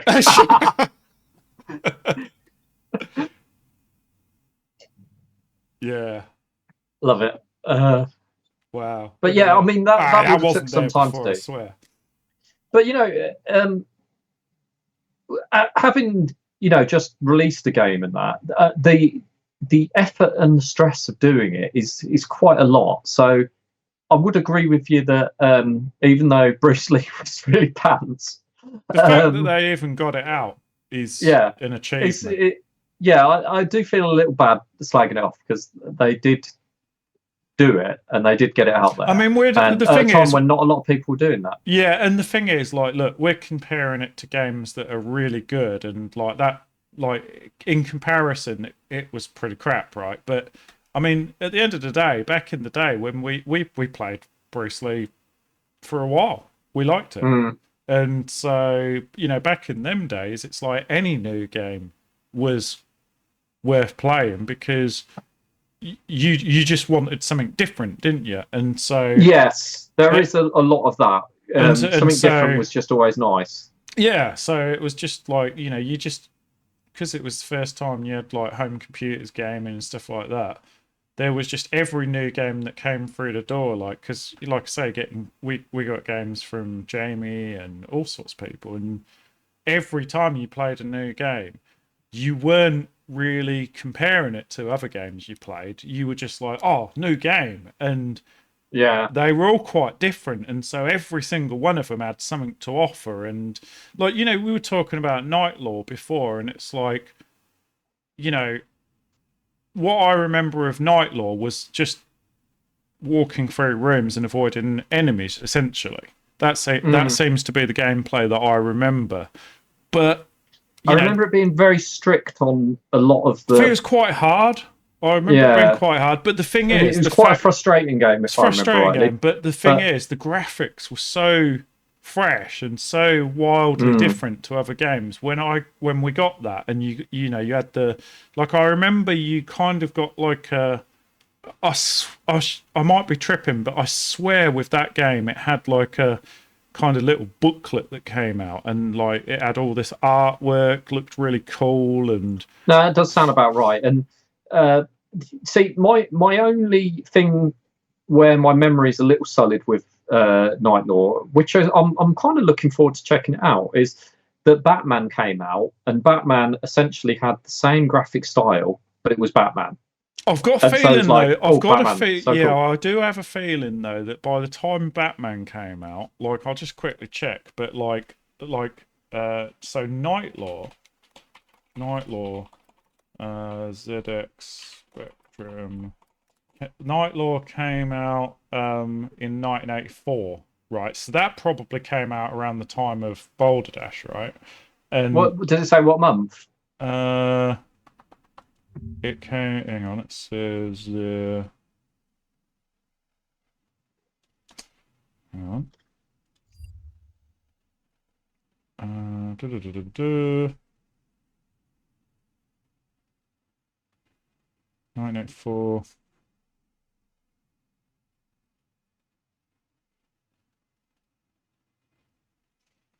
No, I can't say anything about the month. But I've got a feeling though, like if I remember rightly, because 1984 was one of their golden years where they released like 6 games or something stupid like that. So it would have Yeah. came out. I mean, they did a lot of work, and that was just the 2 of them, weren't it? But like, if you look up, like, if I look up Batman, November.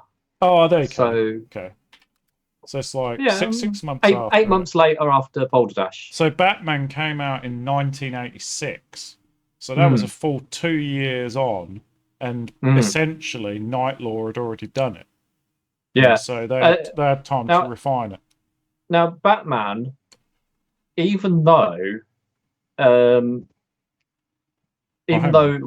I remember it being a better game, I still remember it having the same frustrations that Night Lore had. So that's why I'm interested to play Night Lore, to see whether or not it, See, I've got a feeling, because there was another game, weren't there? There was Head Over Heels. That was another one like that. Yeah. Do you know what? I didn't know this. It says here that it's part of the Saberman trilogy, Night Lore. It's part of the what? Saberman trilogy. Oh, so Saberwolf. It's like Saberwolf, Night Lore must have the same characters. Yeah. So it's Saberwolf, Underworld, Night Lore. That's right, Underworld. Pentagram and Mirror, but Mirror was cancelled. Because Saberwolf and Underworld were like over the head games, dungeon games, weren't they? They were both really good. They were kind of like no, Saberwolf was the side-scrolling one where you was in the kind of weird forest thing. Was it? Yeah, and I remember playing it. And then Underworld is, it looks a bit like it's a side sort of platformer thing. It looks like. I don't remember that. I don't think. No, yeah. So Saberwolf was a weird one. It was side scrolling. But actually, it was no, overhead. Right. It's kind of like it's overhead, even though it was side scrolling. It's a weird one. Yeah, it's like.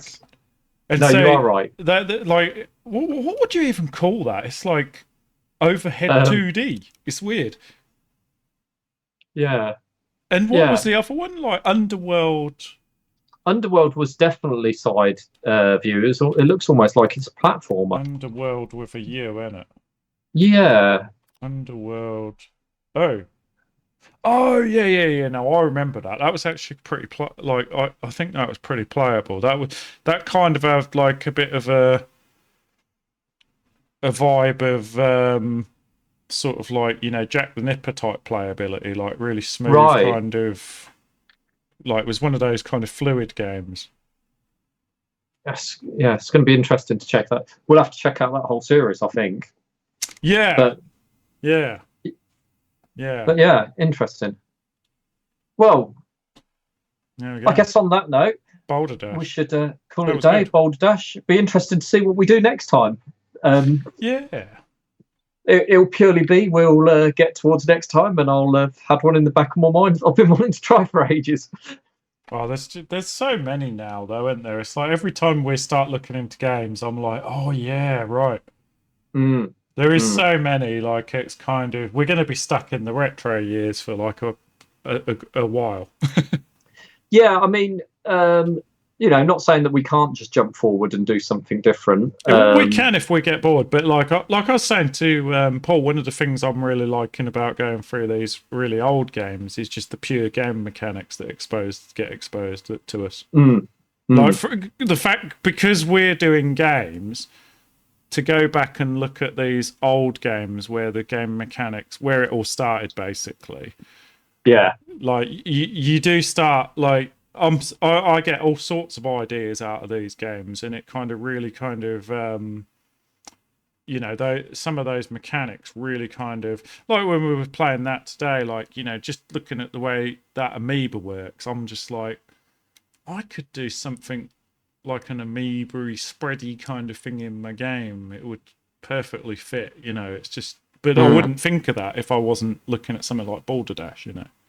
Yeah, well, it's also just the idea of the fact that each level introduces something new and different that the previous level didn't have. I kind of like that mechanic, and I did kind of try to do that in my game, where each time you go to a new level, it introduces something that makes that level special compared to the previous ones.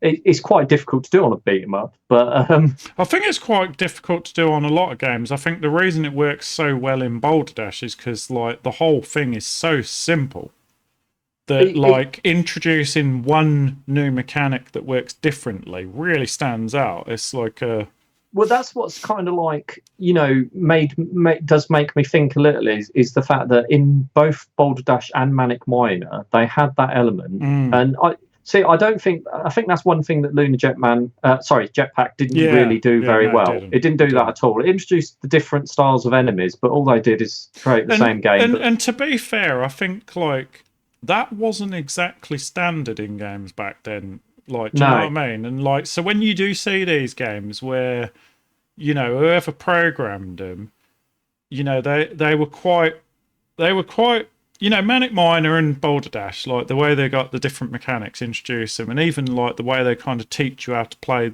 the game and stuff like that.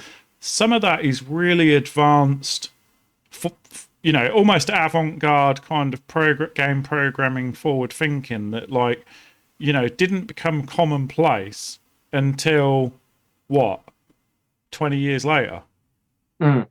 And so the first level of Boulder Dash is red and yellow, red and yellow boulders, and I'm just looking at our backgrounds in our various offices across the world, and mine's bright yellow and yours bright red. We've got a very Boulder Dash film theme going on here. Yeah I'm kind of like, now you're saying that, like, it makes me want to kind of go like this and go, yeah, we're quite color coordinated this stream, aren't we? Yeah, so we're color coordinated with first stage 1 for our offices, and I think it was stage 2 for the funny purple, or it might have been stage 3. I don't know, but well, we've done a great job. This has been our best one yet, as far as color coordination goes. There's one other thing I'd like to add as well, right? If anybody is actually still watching this after 3 hours and 10 minutes, you're clearly as mad as we are. I mean, geez, that's quite a, we've done a bit of an effort this time, haven't we? Yeah, but I mean, a lot of that comes down to the fact that the game was so damn good. Yeah, no, it was like it actually flew by. Like that didn't like at all feel like when we were playing like Bruce Lee, like it kind of felt like we were kind of like it felt like we were playing for a while. Whereas with Boulder Dash, it's like when I looked down and I was like, 2:45. It didn't even feel like we just felt like we've been playing 20 minutes. Yeah, it really did go quick on that game. It is so good. Nah, we should probably stop. Let's call it a session. But that was awesome. Yeah. Let's see if next time we can pick something that's awful. So, because we need to contrast. Yeah. No, well, that was awesome. All right, well, till next time, right? Yeah. But I'm like, Yeah, I don't know. That was really good, wasn't it? Yeah, definitely. I'm looking forward to seeing you away in Australia in a week. Maybe next week. Yeah. Well, we'll see what we come up with next time. Yeah, definitely, man. Ta-da. Bye.